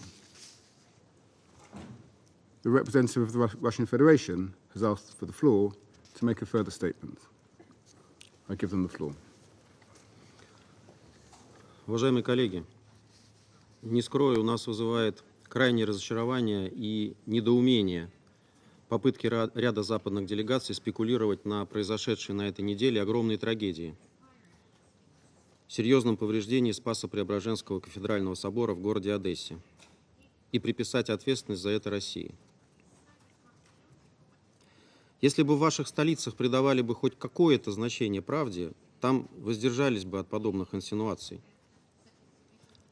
Ведь если бы в храм действительно попала российская ракета, как это бросился утверждать режим Зеленского, от собора бы вообще ничего не осталось. А он поврежден, но не разрушен. Характер повреждений внутри здания выдает киевский режим с головой и безошибочно указывает на то, что в собор попал зенитный боеприпас украинской ПВО. Как известно, ракеты ПВО начиняются тысячами мелких металлических элементов, которые при взрыве в воздухе должны обеспечить максимальный разлет и поражение летательных аппаратов. Именно эти элементы мы в большом количестве видим в стенах собора на фотографиях украинских пользователей, размещенных в соцсетях. В ударных ракетах таких элементов нет, и мощность их существенно больше. Более того, эти же пользователи выложили в интернет и многочисленные видео, на которых зафиксировано, как ракета ПВО стартует, но не может набрать высоту, тут же падает и взрывается. При вспышке же взрыва четко виден шпиль колокольни Спасо-Преображенского собора, который находится прямо в эпицентре. Коллеги, как мы уже неоднократно говорили на предыдущих заседаниях, главную и, по сути, единственную угрозу для мирных жителей украинских городов в ходе российских высокоточных ударов по инфраструктурным объектам, связанным с военным потенциалом киевского режима, представляют действия ПВО этой страны, по-прежнему размещаемые в жилых кварталах в центре городов, в нарушении элементарных норм международного гуманитарного права. В соцсетях можно найти десятки подобных фотографий из Одессы, сделанных накануне попадания зенитной ракеты в собор. Если бы объекты ПВО были расположены вне жилых кварталов, этой трагедии не случилось бы. Как и многих других, в которых погибали мирные жители. Мирные гражданские объекты целями наших атак не являются. Кстати говоря, из этих же роликов видно, как взрываются и детонируют боеприпасы и техника на якобы зернохранилищах и портовых объектах, которые Украина, как уже сегодня очевидно, под прикрытием Черноморской сделки и в ее нарушение использовала в военных целях. Коллеги, весьма примечательно, что вместо исправления этой ситуации с ПВО режим Зеленского решил еще строже карать тех, кто выкладывает в сеть подобные правдивые, компрометирующие украинскую власть выводы. Насколько нам известно, в украинский парламент спешно внесен законопроект, предусматривающий для авторов подобных публикаций 3 года лишения свободы.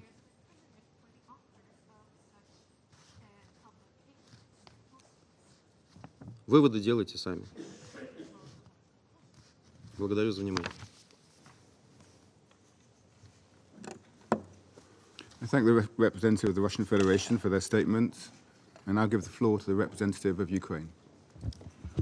Well, thank you, Mr. President. I will not read the full statement for the sake of brevity of this meeting. We will circulate the full version.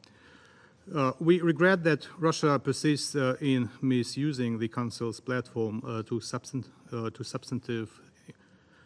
substantiate its propaganda narratives aimed at legitimizing the invasion of Ukraine. I will not dignify the humbug by the Russian delegate by commenting on it. What I would like to do is I would like to quote the Metropolitan Agafangel, the head of the Ukrainian Orthodox Church, the one that was referred so often in this chamber today. He is the head of the Diocese of Odessa. He wrote in his letter following the attack, and I quote, "A Russian missile following an instruction of the leadership of the Russian Federation hit the spiritual heart of the peace-loving city of Odessa, its Transfiguration Cathedral. Since February 24, 2022, Russia has launched a large-scale military aggression against our native Ukraine. People are dying, human blood is being shed, cities and villages, churches and monasteries are being destroyed. Whatever the goal of the so-called shameful special military operation is, it cannot justify killing and violence, destruction and forced displacement. We still do not understand who do they want to liberate us from? From life? It is a real genocide of the Ukrainian people. The country that considers itself an Orthodox cannot pay lip service to God's law and at the same time do evil and darkness." End of the quote. What is important is that these are the questions from a person who Moscow itself had seemed to trust and listen to based on the fact that Putin himself awarded Metropolitan Agafangel with the Order of Honor and the Order of Friendship some years ago. So it is not our briefer, it's not our pocket person or witness. It is the person who was awarded by Putin himself with multiple orders. We are all interested in getting an answer to this question from the Metropolitan Agafangel that the Russian delegation has not been able so far to provide answers with. Instead, this delegation persists in mocking the mandate and procedures of this UN body. Let me conclude by repeating the question asked by Metropolitan Agafangel. Whom do you want to liberate us from? Why do you commit a genocide of the Ukrainian people? When will your government stop paying lip service to God's law and doing evil and darkness? Thank you. I thank the representative of Ukraine for their statement. There are no more names inscribed on the list of speakers. The meeting is adjourned.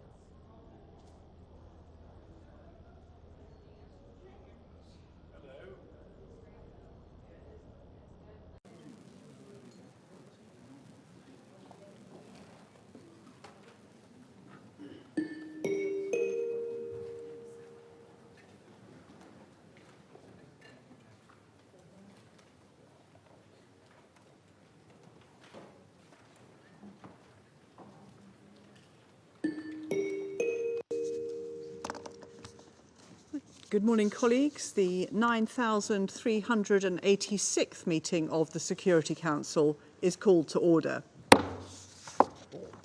The provisional agenda for this meeting is maintenance of peace and security of Ukraine.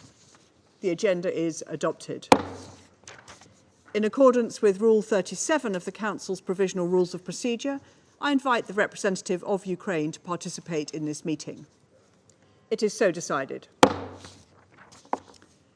In accordance with Rule 39 of the Council's Provisional Rules of Procedure, I invite Mr. Khaled Khiari, the Assistant Secretary-General for Middle East, Asia and the Pacific in the Department of Political and Peace-Building Affairs and Peace Operations, to participate in this meeting. It is so decided. The Security Council will now begin its consideration of item 2 of the agenda. I give the floor to Mr. Khaled Khiari. Madam President, members of the Security Council, as we return to this chamber for the third time in 10 days to address the crisis in Ukraine, we continue to witness the widespread destruction and suffering caused by the war. This week, the port city of Odessa has been the target of a devastating wave of airstrikes. On Sunday, a Russian missile attack damaged the UNESCO-protected Transfiguration Cathedral and other historical buildings in the historic center of Odessa, a World Heritage Site. In this shocking attack, one person was reportedly killed and several others, including children, injured. The attack also caused extensive damage to an important place of worship with religious and cultural significance to Ukraine and beyond. Sites like the cathedral are protected under the World Heritage Convention. Attacks against them are a violation of 1954 Hague Convention for the Protection of Cultural Property in the event of armed conflict. Sunday's attack followed several successive nights of deadly Russian missile and drone strikes targeting Odessa and other cities in southern Ukraine, including Mykolaiv and Chornomorsk, killing at least 3 people and injuring dozens of others. I reiterate the Secretary General's strong condemnation of these attacks. Unfortunately, Sunday's attack was not the first targeting Ukrainian culture and heritage. In fact, since 24 February 2022, UNESCO has verified damage to 274 cultural sites in Ukraine, including 117 religious sites. As the Secretary General stated this weekend, we are concerned about the threat that this war increasingly poses to Ukrainian cultural and heritage, and we urge the Russian Federation to immediately cease attacks against cultural property protected by widely ratified international normative instruments. Madam President, as was underscored by Under-Secretary General Di Carlo and Under-Secretary General Griffiths in this Council last Friday, attacks against Ukrainian Black Sea port facilities risk having far-reaching impacts on global food security, in particular in developing countries. We have now seen disturbing reports of further Russian strikes against port infrastructure, including grain storage facilities in Reni and Ismail ports of the Danube River, a key route for shipment of Ukrainian grain not far from Ukraine's borders with Moldova and Romania. Deliberately targeting infrastructure that facilitates the export of food to the rest of the world could be life-threatening to millions of people who need access to affordable food. These attacks targeting Ukraine's grain export facilities, similarly to all attacks against civilians and civilian infrastructure, are unacceptable and must stop immediately. I must emphasize that attacks against civilians and civilian infrastructure may constitute a violation of international humanitarian law. The Secretary General stated last week that he would not relent in his efforts to ensure that Ukrainian and Russian food and fertilizer are available on international markets, as part of his ongoing efforts to fight global hunger and ensure stable food prices for consumers everywhere. Madam President, the humanitarian response plan for 2023 is 29% funded. We are grateful to donors for ensuring that the humanitarian community in Ukraine can continue to support Ukrainians whose lives have been so brutally disrupted by this war. But further funding is desperately needed to help all of those in need. In the first 6 months of 2023, some 7.3 million people have received humanitarian assistance in Ukraine. The United Nations and its humanitarian partners remain committed to providing life-saving humanitarian assistance and safeguarding the lives and dignity of persons affected by the war. Madam President, in the wake of Russia's withdrawal from the Black Sea Initiative, these latest attacks signal a calamitous turn for Ukrainians and the world. Poor cities that allow for the export of grains such as Odessa, Reni, and Ismail are a lifeline for many. Now they are the latest casualties in this senseless, brutal war. As long as the war continues, civilians continue to suffer. Ukrainians have suffered enough. The world has suffered enough.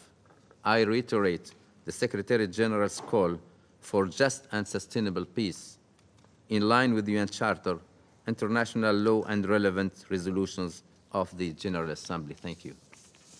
I thank Mr. Chiari for his briefing. I now give the floor to those council members who wish to make statements. I give the floor to Albania. Thank you, Madam President. In a war that has lost its way as part of a policy that has no meaning, a terrible result of an erratic judgment since the start, Russia is targeting everything: innocent people, including children, residential areas, civilian infrastructure, cultural heritage. All these amount to war crimes. With its latest decision to kill the grain deal, Russia is again disrupting the food supply chain. As if this were not enough, it is intentionally targeting ports and grain storage facilities. Russia's intention to target the Ukrainian national identity, its history, architecture, language, and culture has never been a secret. It is fully in line with the policy of Kremlin, according to which Ukraine is not a nation and does not have the right to exist.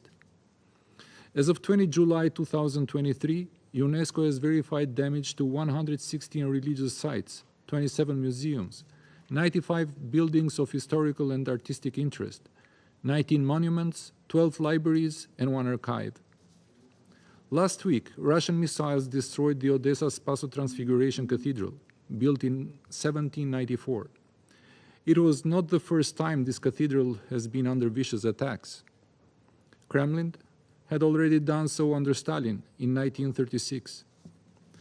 87 years later, illegally acquired Iranian drones used by the Russian army would hit it with the same intention, to destroy it. The cathedral is one of the several historical parts of central Odessa, a UNESCO World Heritage Site. I wonder what explanation they will come up with, they who never waste an occasion to pretend that Russia never attacks non-military targets. Colleagues, the intense drone and missile attacks of Russia against Odessa aimed to damage the port infrastructure, including its grain and oil terminal. The bombardment inflicted serious damage to export facilities and destroyed at least 60,000 tons of grain. First, Russia withdraws from the Black Sea Grain Initiative, playing with the anxiety of millions unsure to have food in the coming days and weeks. Now it wants to destroy ports, export facilities, and even silos full of grain. By blocking and bombing Ukrainian seaports and preventing freedom of navigation in the Black Sea, Russia is not only preventing Ukraine to export its grain and agricultural production, it is condemning millions to food insecurity in many parts of the world, mostly in developing countries in the global south, and is again trying to weaponize food. We believe that it's time for this Council to act and work in addressing this issue. Attacks against civilian and critical infrastructure, including infrastructure related to grain exports, must come to an end. We also call on Russia to engage and remove its obstacles to the flow of grain exports through the Black Sea. Colleagues, let's not forget, deliberate attacks against critical infrastructure constitute war crimes. Perpetrators must be held to account. This continued deliberate destruction policy only reinforces the need to continue supporting Ukraine militarily, politically, and economically for its self-defense until proper conditions for peace are created. A peace fully in line with the UN Charter, one that respects the sovereignty and territorial integrity of Ukraine. And I thank you. I thank the representative of Albania for their statement, and I now give the floor to the representative of the United States. Thank you, Madam President. And thank you, ASG Chiari, for your very sobering briefing. Earlier this morning, Russia wasted this council's time with another sham meeting, and this one was cruelly ironic, given that Russian forces destroyed Odessa's historic Transfiguration Cathedral just this week with a targeted Russian missile. According to UNESCO, roughly 270 cultural sites have been damaged since President Putin launched his full-scale invasion of Ukraine. The loss of Ukrainian cultural heritage is staggering, and it is truly shameful. And the attack on the historic Transfiguration Cathedral was just one of the many attacks Russia has carried out in the Odessa region this week. The Kremlin's campaign of brutality has been relentless, and the Ukrainian people are paying a heavy price. After Russia's July 19th strike, Odessa city government reported that 1 person died and 8 people were injured. And this past Saturday, Russia's attacks on Odessa killed 1 person and injured 22 others. My heart goes out to the loved ones of those killed and injured, to the communities that have been rocketed by Russian missiles and drones, to the children who have endured so much needless suffering and violence. And of course, we all know Russia's attacks have global consequences. These are attacks on the world's food supply, on all of those facing hunger, malnutrition, and famine, especially in parts of the world that can least afford it. Over the past week, the Russian military has bombarded Odessa and other port cities. One attack destroyed 60,000 tons of grain, which according to the World Food Program is enough to feed more than 270,000 people for a year. And on July 23rd and 24th, Russia struck Ukrainian ports on the Danube, destroying grain storage infrastructure at the port of Reni, just across the river from Romania. Russia's attacks on Chernomorsk, a port that facilitates nearly 70% of Ukrainian wheat exports to developing countries, caused damage that experts say will take at least a year to repair. Colleagues, Russia is hell-bent on preventing Ukrainian grain from reaching global markets, which is why it unilaterally suspended its participation in the Black Sea Grain Initiative. Even though Russia never fully implemented the Black Sea Grain Initiative, this arrangement helped get food to those in need. And as the Secretary General has said, it has been a beacon of hope, and we encourage him to continue his efforts to find a path forward to resume the initiative. This initiative, brokered by the United Nations and Turkey, lowered food prices for all. It has been critical to the World Food Programme's humanitarian work in places like Afghanistan, Somalia, and Yemen. And the Black Sea Grain Initiative disproportionately benefited the developing world. And as Mr. Chiari said, it was a lifeline to many. Russia will tell you otherwise. It will say that only Western countries benefited from this arrangement. But the facts are not on Russia's side, and they know it, which is why they have chosen not to speak in the chamber today. Another temper tantrum for not getting their way. According to the UN, nearly 2/3 of the wheat exported through this arrangement went to developing countries. Global food prices spiked to near record highs after Russia launched its full-scale invasion of Ukraine. They rose again after Russia suspended its participation in the Black Sea Grain Initiative. And this past Monday, wheat prices spiked in response to Russia's missile barrage against Odessa. The world is paying the price for Russia's barbaric attacks. So let's not both sides this issue. Only one country is weaponizing food. Only one country is cynically using its grain as leverage in order to secure support from other countries. And only one country is responsible for the suspension of the Black Sea Grain Initiative. We must all urge Russia to cease its attacks on global food security and expand, and fully implement the Black Sea Grain Initiative.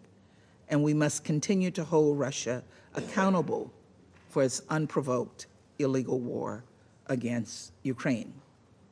This council cannot be silent. It is time to act, and this is a pressing matter of international peace and security. The Ukrainian people need peace. The world needs peace. President Putin, it is far past time for you to silence your guns, withdraw your troops, and end your brutal aggression. Thank you, Madam President. I thank the representative of the United States for their statement, and I now give the floor to the representative of Ecuador. Gracias, señora presidenta. Agradezco la exposición informativa del subsecretario general, Khaled Hiari. Deploramos una vez más que tras suspender su participación en la iniciativa de los cereales del Mar Negro, la Federación de Rusia haya decidido acompañar esa decisión de continuos ataques contra las ciudades e instalaciones portuarias. Acabamos de mantener una sesión del Consejo convocada a pedido de Rusia sobre cuestiones que involucran la religión. Hoy debo ampliar, como ya lo planteamos a los miembros de este mismo Consejo, en enero y mayo de este año, que nos alarma que la agresión militar contra Ucrania haya resultado en la destrucción de centenares de lugares religiosos, la mayoría verificados por la UNESCO, en el marco de su evaluación preliminar de daños causados a los sitios culturales. Al respecto, debo recordar el protocolo adicional a los convenios de Ginebra, relativo a la protección de las víctimas de los conflictos armados internacionales, cuyo artículo 53 prohíbe los actos de hostilidad contra lugares de culto que constituyen el patrimonio cultural o espiritual de los pueblos. Condenamos así los ataques aéreos sobre Odessa que resultaron en la destrucción de la histórica Catedral Ortodoxa de la Transfiguración y recordamos que ninguno de estos actos deberá quedar al margen de la rendición de cuentas y de la reparación. Condenamos además los continuos ataques contra cualquier infraestructura crítica civil y las amenazas de atacar embarcaciones civiles. Llamamos a que cesen los ataques contra la infraestructura de producción y exportaciones, así como sobre las rutas principales o alternativas para el comercio de cereales. Primero, porque ningún dispositivo de la Carta de las Naciones Unidas le da derecho a un país de invadir o agredir a su vecino, y segundo, porque esas acciones seguirán deteriorando la inseguridad alimentaria global. Finalmente, llamamos a este Consejo a insistir a la Federación Rusa a retirar sus tropas de ocupación y poner fin a la agresión sin más demora. Muchas gracias. I thank the representative of Ecuador for their statement, and I now give the floor to the representative of France. Madame la Présidente, je remercie M. Chiari pour sa présentation. Depuis plus d'une semaine, la Russie fait pleuvoir des missiles et des drones sur la région d'Odessa. Ces frappes meurtrières n'ont qu'un seul objectif, punir l'Ukraine. La punir pour sa résistance à l'agression russe qui a permis à Odessa de rester une cité libre. Depuis qu'elle a mis fin à l'initiative céréalière de la mer Noire, la Russie s'en prend aux infrastructures portuaires d'Odessa et de Mykolaïev. Elle pilonne les silos à céréales, les hangars et les terminaux céréaliers. Alors que plus de 700 millions de personnes souffrent de la faim dans le monde, la Russie aurait déjà détruit plus de 60 000 tonnes de céréales. À nouveau, elle utilise le chantage comme tactique et la faim comme arme. Elle bloque sciemment les exportations depuis les ports ukrainiens afin de provoquer une hausse des prix agricoles pour gonfler le bénéfice de ses propres exportations. La Russie ajoute donc au cynisme l'irresponsabilité, car ce sont à la fin les pays les plus vulnérables qui pâtissent de ces agissements. La France, elle, continuera d'apporter son aide aux populations affectées par ce chantage alimentaire via ses livraisons de céréales et d'engrais et via les corridors de solidarité de l'Union européenne. Madame la Présidente, en visant le centre historique d'Odessa, classé en janvier dernier au patrimoine mondial de l'UNESCO, la Russie cherche aussi à détruire le patrimoine et la culture ukrainienne. Cette inscription oblige la Russie à protéger la valeur exceptionnelle de la ville, tant pour l'Ukraine que pour l'humanité. Frapper à la fois des infrastructures civiles et des biens protégés revient donc à commettre un double crime de guerre. En endommageant la cathédrale de la Transfiguration, la première et la plus importante église orthodoxe d'Odessa, la Russie révèle son impuissance. Mais elle ne parviendra pas à briser l'Ukraine en s'attaquant à sa culture et en détruisant son héritage, bien au contraire. La Russie doit donc cesser cette fuite en avant. La France continuera de soutenir, avec l'UNESCO, la préservation et la reconstruction de ce patrimoine ukrainien qui est aussi le patrimoine universel de l'humanité. Pour qu'aucun crime ne reste impuni, notre pays continuera d'apporter son soutien à la justice ukrainienne et à la justice pénale internationale. Madame la Présidente, l'agression russe contre l'Ukraine emporte des répercussions catastrophiques pour le monde entier. Mais elle est aussi une impasse pour la Russie, car elle est en train d'échouer. Et notre soutien à l'Ukraine ne faiblira pas. Je vous remercie. I thank the representative of France for their statement, and I now give the floor to the representative of China.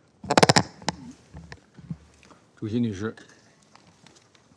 我要感谢加尔利助理秘书长刚才的通报。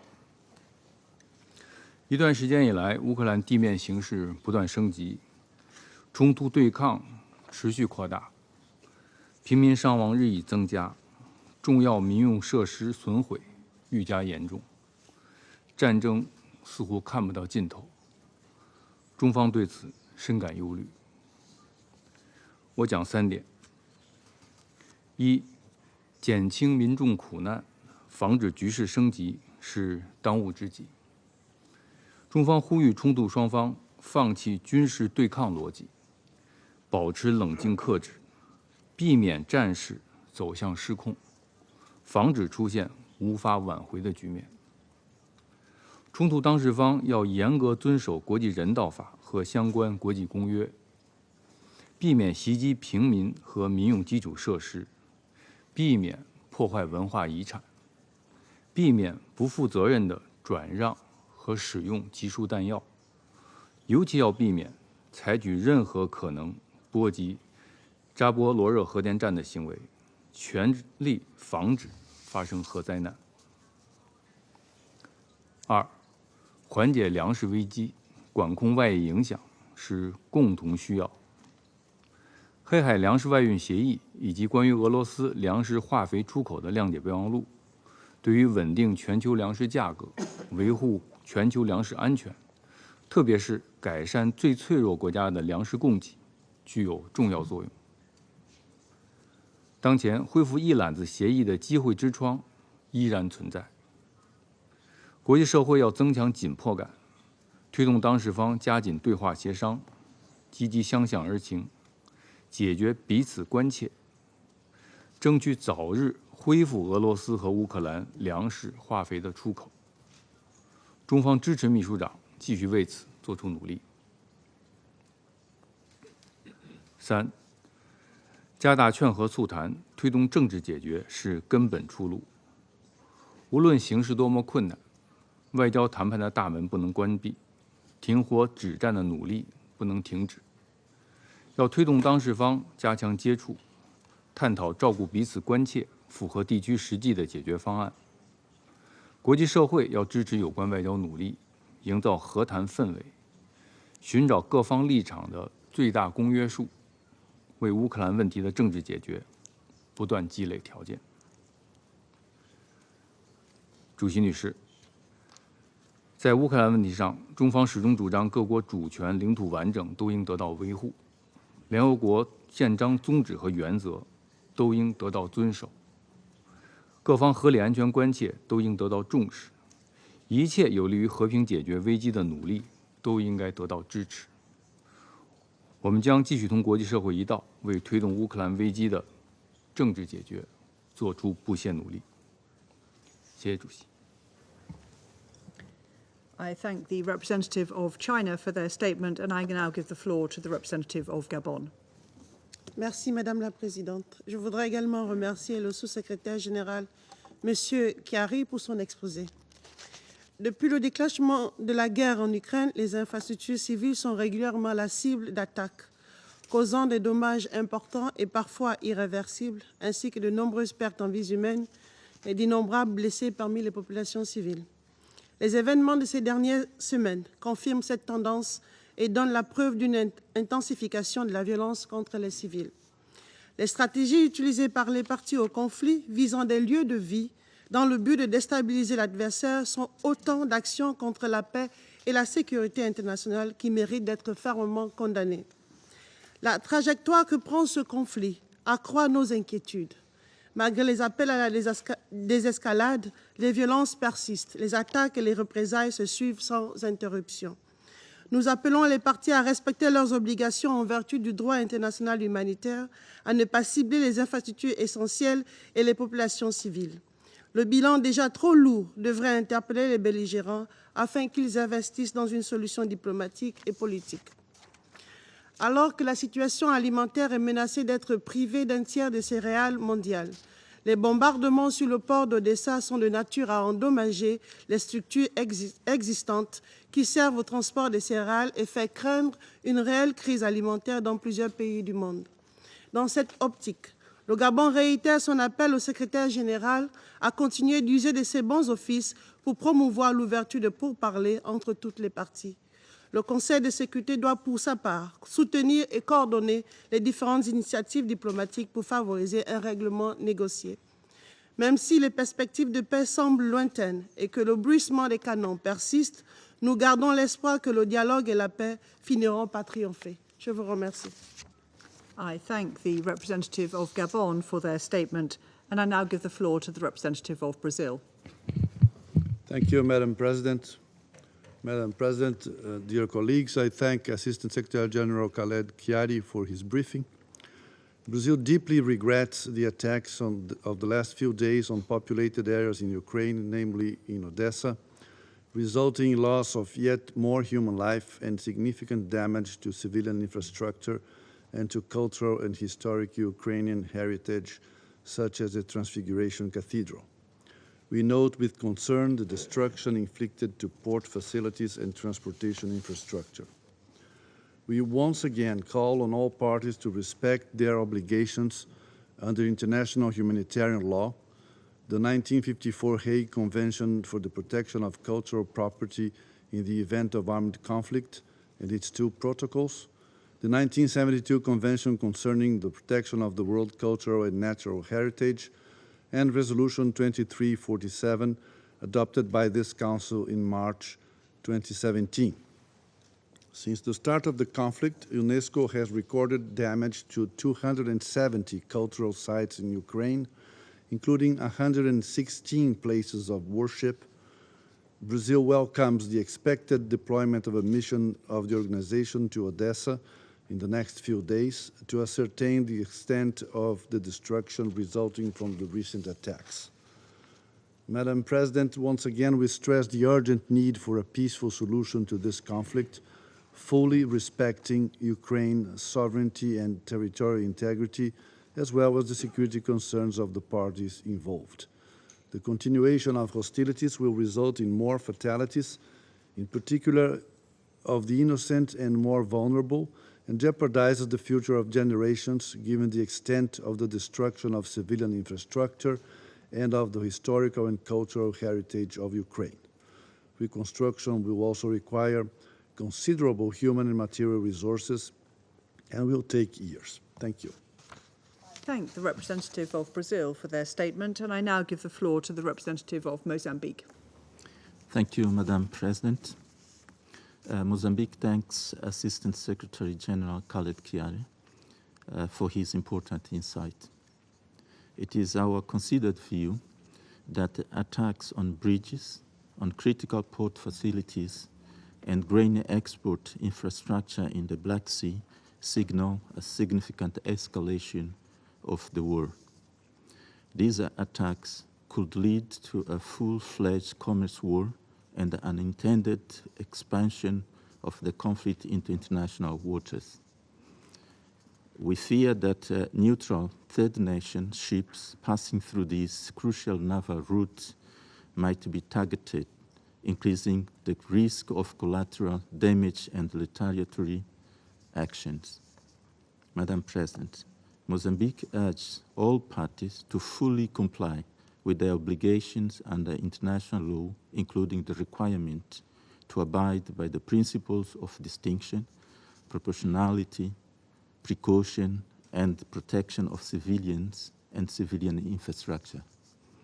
In this connection, we strongly urge maximum restraint and remind all parties of their obligation under international law. Madam President, as the conflict intensifies and expands, the humanitarian consequences worsen. A refugee crisis looms over the region. In addition, the chances of reviving the Black Sea grain initiative diminish, thus worsening global food shortage and the closing of diplomatic options to de-escalate the conflict. As we have stated in previous Council sessions, Mozambique reiterates its call for an immediate halt of hostilities and the resumption of direct negotiations between the parties. We also emphasize the importance of considering various peace initiatives, including those recently proposed by some African countries in resolving the conflict. We consider this matter to be of utmost urgency, and it must be addressed in complete accordance with the purposes and principles of the UN Charter. I thank you, Madam President. I thank the representative of Mozambique for their statement, and I now give the floor to the representative of Ghana. Thank you, President. I wish to thank ASG Chiari for his briefing. Today alone, the Council has convened 2 meetings on the situation in Ukraine. This regrettably demonstrates the divergent interest in the ongoing conflict and the evolving complications that arises with the continuation of the war. We once again call on the Council and the wider international community to put aside all differences and make every effort to help the parties to stop this unjustified war. The recent escalation in violence by the Russian Federation against the port city of Odessa has raised concerns over the safety of the civilian population. We know that targeting civilians and civilian infrastructure is morally unacceptable and constitutes a violation of international humanitarian law and human rights laws. We therefore join UNESCO in condemning the increased attacks against several cultural sites, including the historic city center of Odessa, a World Heritage Property. We recall Security Council Resolution 2347, which condemns any unlawful destruction of cultural heritage during armed conflict, and note that such actions may constitute war crimes. We further recall the obligation of states to respect the 1954 Convention on the Protection of Cultural Property during armed conflicts and the 1977 additional protocols to the Geneva Convention. We emphasize the need for the parties to heed the calls for an immediate cessation of hostilities and believe that the further militarization of the conflict, fueled by the manifest combative choices of the parties, would not change the dynamics of the conflict on the ground. In our view, it is futile to use force in contemporary state relations. While noting the breaches of international law and the United Nations Charter, we are also disturbed about the negative impact of the conflict on the global humanitarian situation. The war's impact on global food prices is aggravating the socioeconomic conditions of many countries that were already reeling from the adverse effects of the COVID-19 pandemic.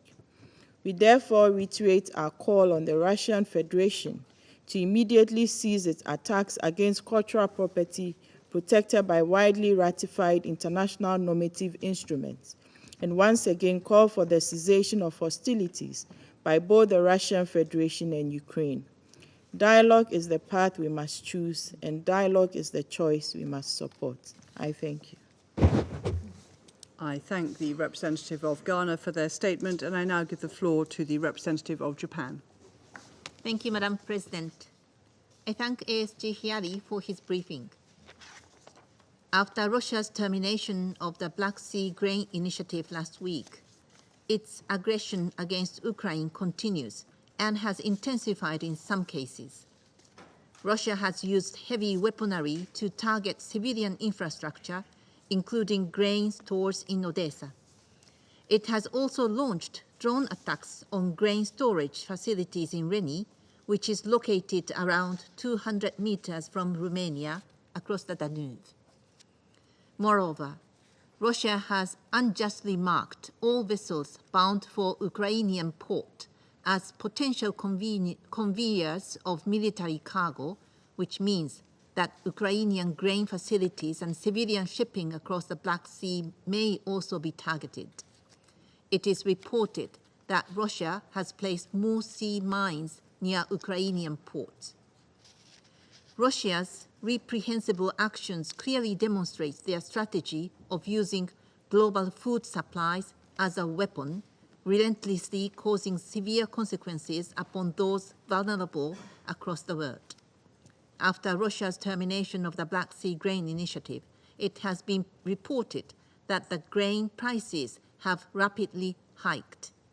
The Council must do everything we can to alleviate the situation at the earliest. Japan once again condemns Russia's action and taking the rest of the world hostage while blaming others for the crisis it has created by its aggression.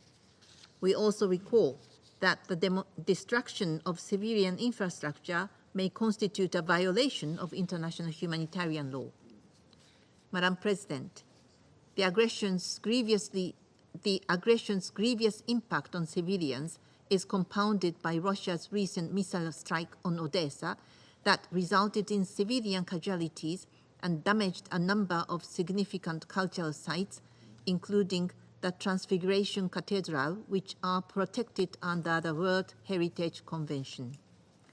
According to UNESCO, as many as 270 cultural sites in Ukraine have been damaged since Russia's onset of hostilities, including religious sites, museums, historically significant buildings, monuments, libraries, and more. Cultural heritage embodies not only a nation's unique identity and history, but also that of humanity at large. Hence, assaults on and damage to cultural heritage equate to assaults on the distinctive identities of the people. Japan reasserts that any harm to cultural heritage is utterly unacceptable and strongly urges all parties involved to honor all pertinent international instruments, including Security Council Resolution 2347 and the UNESCO 1954 Hague Convention, along with its two protocols. Madam President, we extend our gratitude to UNESCO for its unwavering support to the Ukrainian authorities in safeguarding Ukraine's cultural heritage. Japan has contributed over $4.5 million to UNESCO to assist their activities in Ukraine, such as enabling satellite monitoring of priority sites and the repair of damaged locales. Our commitment to support Ukraine is protecting and preserving its cultural heritage and properties remains steadfast. Let us be unequivocal. The global and Ukrainian suffering is a result of Russia's unprovoked aggression. Russia must stop it and withdraw its troops and military equipment from the entire internationally recognized territory of Ukraine immediately, completely, and unconditionally. I thank you, Madam President. I thank the representative of Japan for their statement, and I now give the floor to the representative of the United Arab Emirates. Madam President, I thank Assistant Secretary General Khiari for his briefing. The destruction and damage to Odessa is a further reminder of the material and intangible costs of the war on civilians, civilian objects, and cultural heritage. Since February 2022, there have been nearly 25,000 civilian casualties recorded in Ukraine, including more than 9,000 killed and close to 16,000 injured. Despite the exhortations of the international community, the destruction of critical civilian infrastructure in Ukraine continues, with estimates of damage in the billions of US dollars. And as mentioned earlier, UNESCO has verified damage to 270 cultural sites in Ukraine since the beginning of the war. The toll wrought by war is heavy, and the road to reconstruction and healing will be long and arduous. As long as this war continues, the level of destruction will only increase. The human price is already too high, but it will be even higher tomorrow and the day after tomorrow. This reality in the ongoing war is causing untold suffering to civilians and leaving behind wounds that will not easily heal. As we noted earlier today, cultural heritage, particularly in places of cultural exchange, represents a prism through which we can view our common humanity. Its damage and destruction are a loss to all of us. We once again reiterate our call on the parties to abide by their obligations under international humanitarian law to ensure the protection of civilians and civilian infrastructure. Civilian objects must never be a target of attack. We reiterate today that we must exert all efforts to bring this war to a just, lasting peace that is in line with the UN Charter and respects Ukraine's sovereignty, independence, and territorial integrity. Thank you, Madam President. I thank the representative of the United Arab Emirates for their statement, and I give the floor to the representative of Switzerland. Merci Madame la Présidente et je remercie le sous-secrétaire général Khaled Khiari pour son intervention. Depuis la décision de la Russie la semaine dernière de ne pas prolonger l'initiative de la mer Noire, la population d'Odessa traverse des nuits que personne ne devrait avoir à vivre. La Suisse est consternée par la forte augmentation des attaques russes sur la côte de la mer Noire qui ont causé des victimes civiles et détruit des habitations, des infrastructures portuaires et des silos à grains. Ce dimanche, plusieurs sites culturels ont été endommagés dans le centre d'Odessa, une zone pourtant protégée par la Convention du patrimoine mondial, à la suite d'une autre frappe russe, y compris, nous l'avons entendu, la cathédrale orthodoxe de la Transfiguration.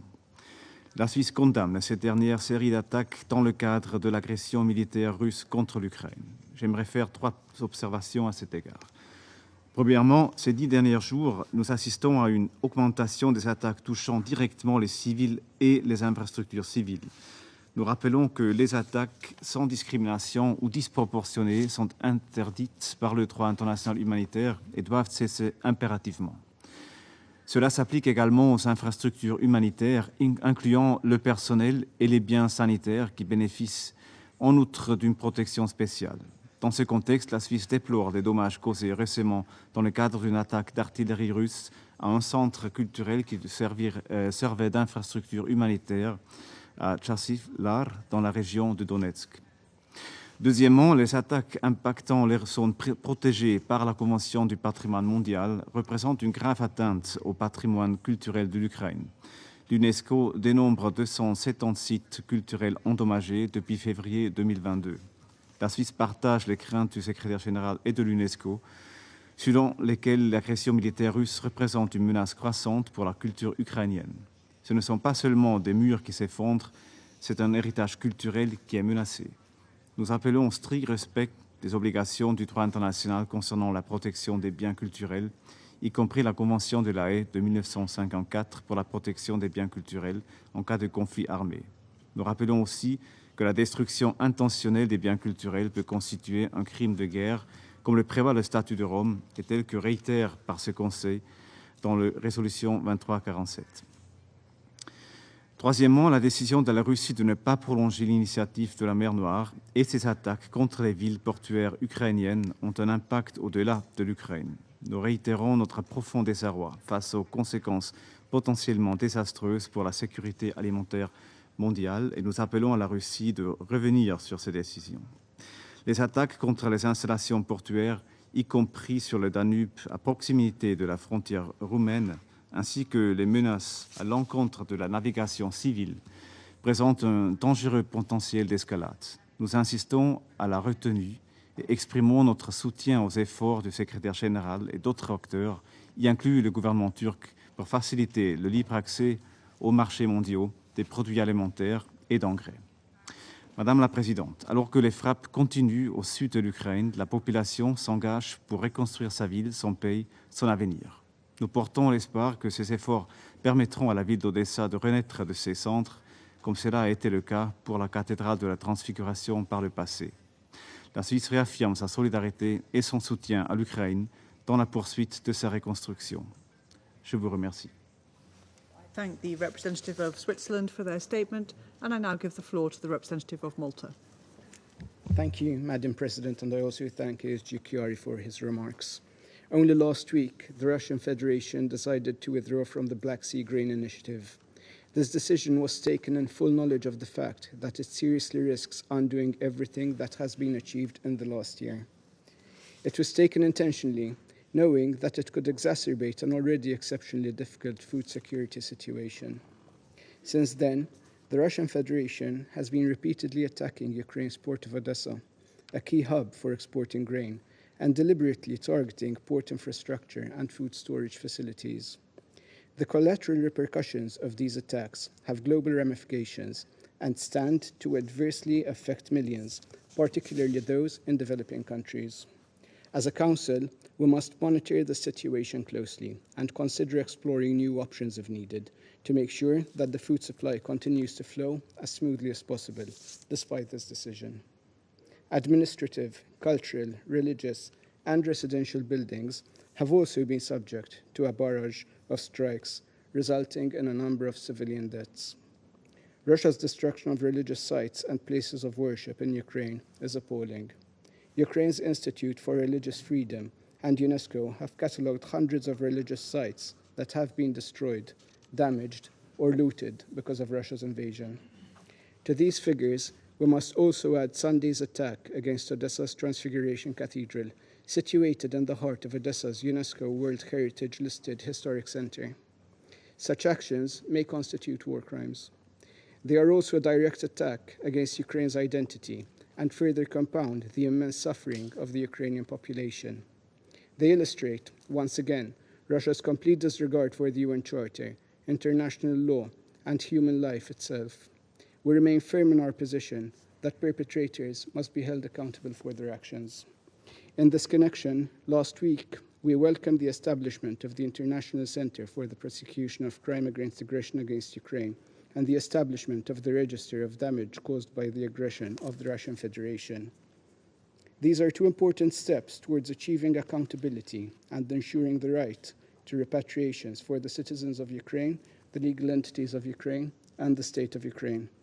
Let us remember all the damage and devastation that Russia's war of aggression has caused in Ukraine.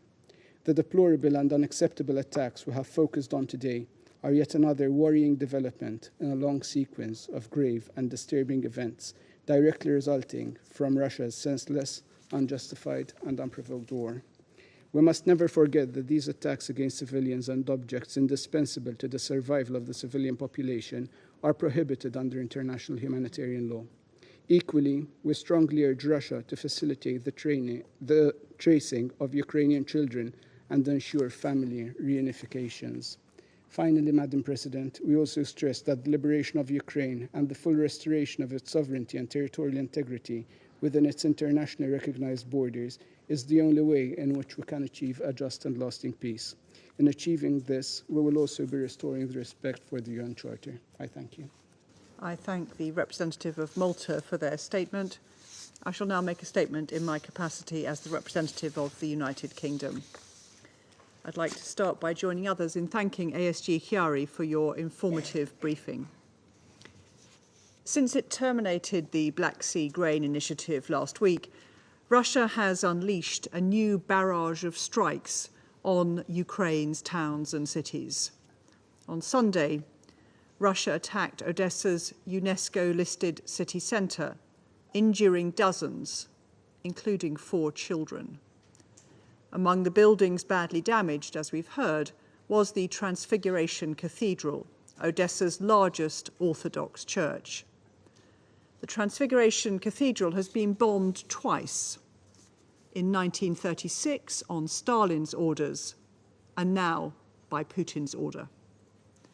This act of cultural and religious vandalism struck at the heart of the civilian community and was condemned by the Director General of UNESCO. Russia's aggression against Ukraine has left a wide trail of destruction across the country. UNESCO has verified damage to over 270 cultural or historical sites, including libraries, churches, theatres, museums, and memorials. Thousands of artworks and other artifacts have been stolen. Russia is imposing its laws and education systems in Ukraine, restricting Ukrainian media and indigenous languages, and trying to indoctrinate Ukrainian children through forced transfers to Russia. Russia is seeking to destroy Ukraine's history, identity, and cultural heritage. With these strikes, Russia is also harming the world's hungriest.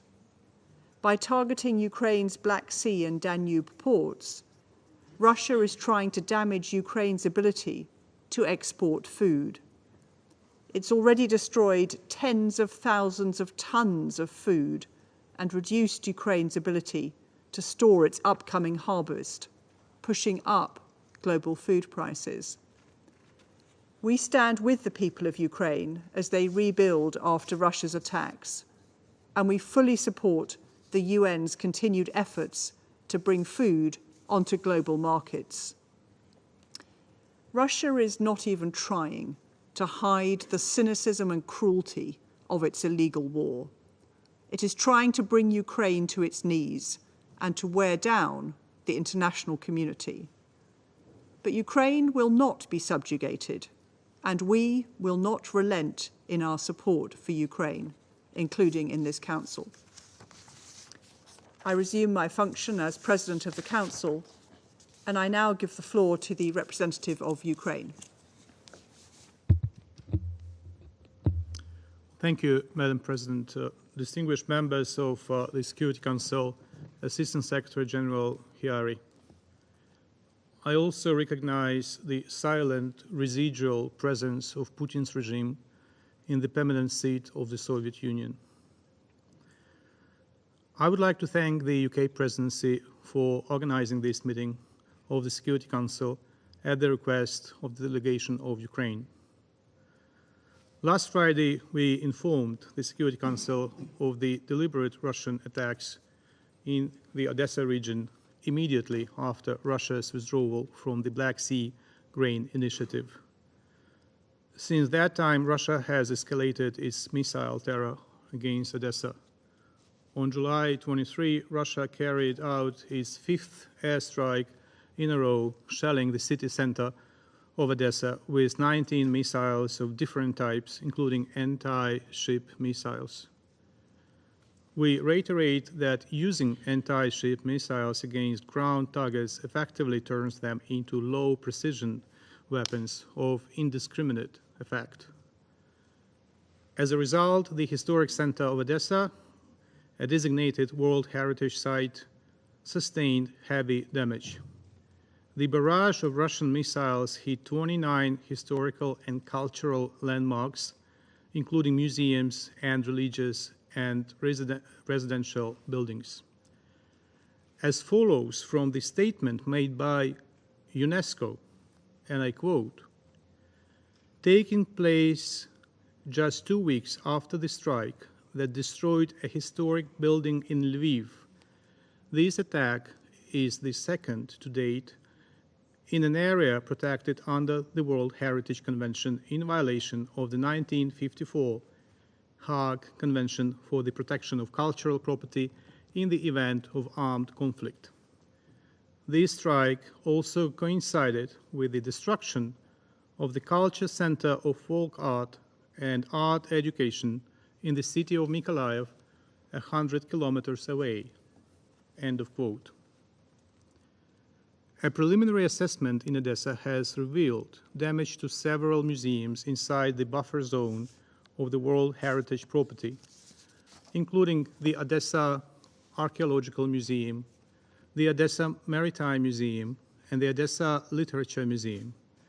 They had all been marked by UNESCO and local authorities with the blue shield, the distinctive emblem of the 1954 Hague Convention. In total, nearly 50 buildings were damaged or destroyed following the attack, including 4 schools, 5 kindergartens, and 2 extracurricular educational institutions. The building of the Greek consulate was also damaged, and this is already the second consular office in Odessa to be hit by Russian terror. Just last week, following another such attack, the Chinese consulate was damaged.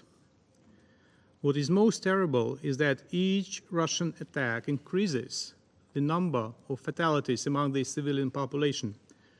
The last strike on Odessa on the night of the 23rd July left 1 civilian killed and 22 people wounded.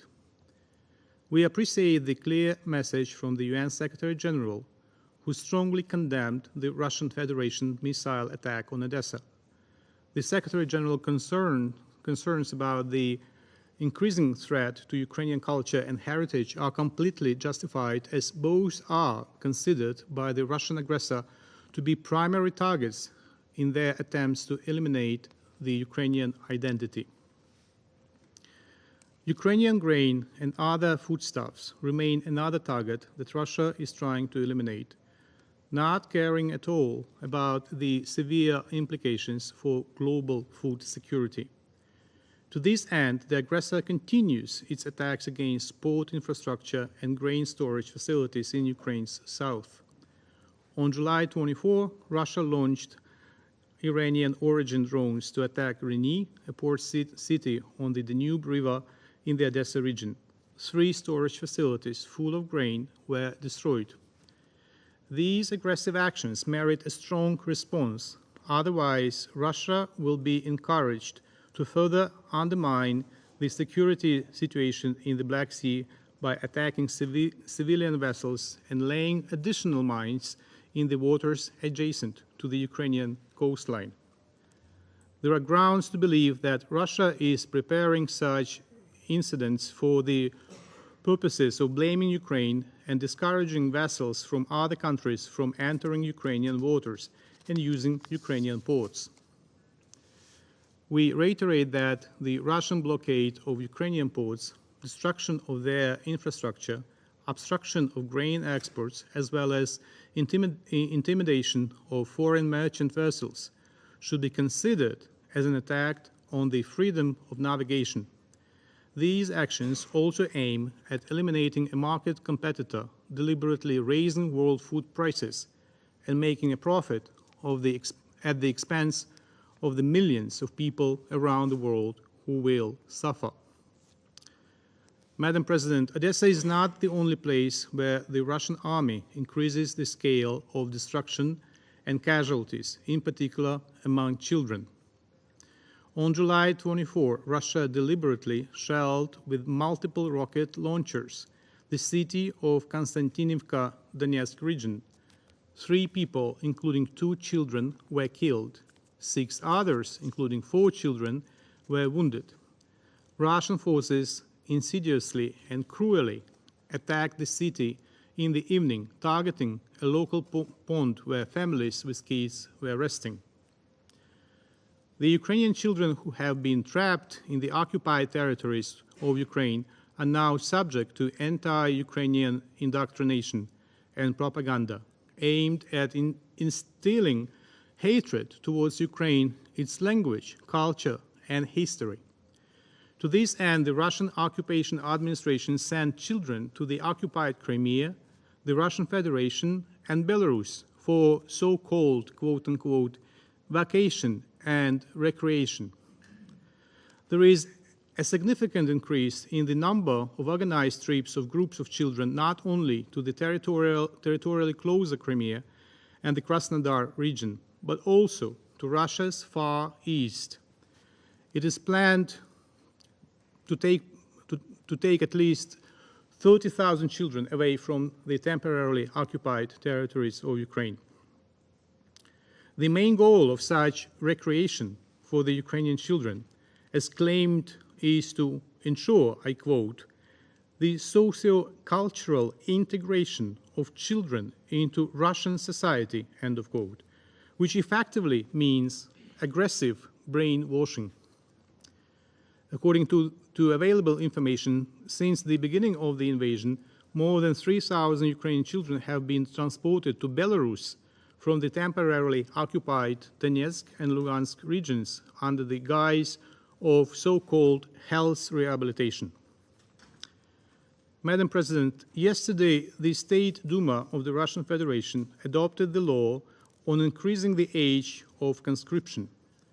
While introducing the draft, Chair of Duma Defense Committee, Kartapolov, former high-rank general of the Russian army, openly said, and I quote, "This law has been written for a big war, for general mobilization, and now this big war is already being felt," end of quote. Instead of seeking peace, they continue to dream of a big war where Ukraine would not be the sole target. Threats from Putin's ally, Lukashenko, about the intents of the Wagner Group, I quote, to go west to Warsaw, to Rzeszów, end of quote, serve as another example of their unwillingness to proceed towards de-escalation. Allow me to also reiterate that unlike Russia that seeks only greater war, Ukraine has proposed the peace formula, the fundamental principles of which align with the resolution principles of the Charter of the United Nations underlying a comprehensive, just, and lasting peace in Ukraine, supported by 141 votes in the United Nations General Assembly.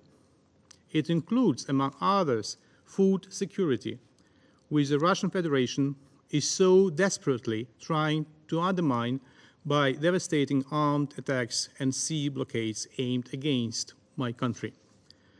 The peace formula introduced by President Volodymyr Zelensky in November 2022 stands today as the only pointer towards restoring a just and lasting peace and stability in the region, as well as the world order based on the rule of law.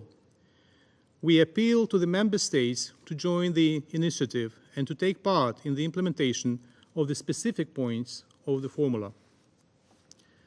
The only way to avoid further deterioration and expansion of the scope of war is to keep the solidarity and unity of purpose towards the need to restore respect to the principles of the UN Charter, to ensure the military defeat of Russia in Ukraine and accountability for the crime of aggression, war crimes, and crimes against humanity, as well as to deprive Russia of the capabilities to wage wars and to inflict harm on its neighbors and people around the world. And to conclude, I join the demands of those previous speakers who demanded this Council must, I repeat, must act. I thank you. I thank the representative of Ukraine for their statement. There are no more names inscribed on the list of speakers. The meeting is adjourned.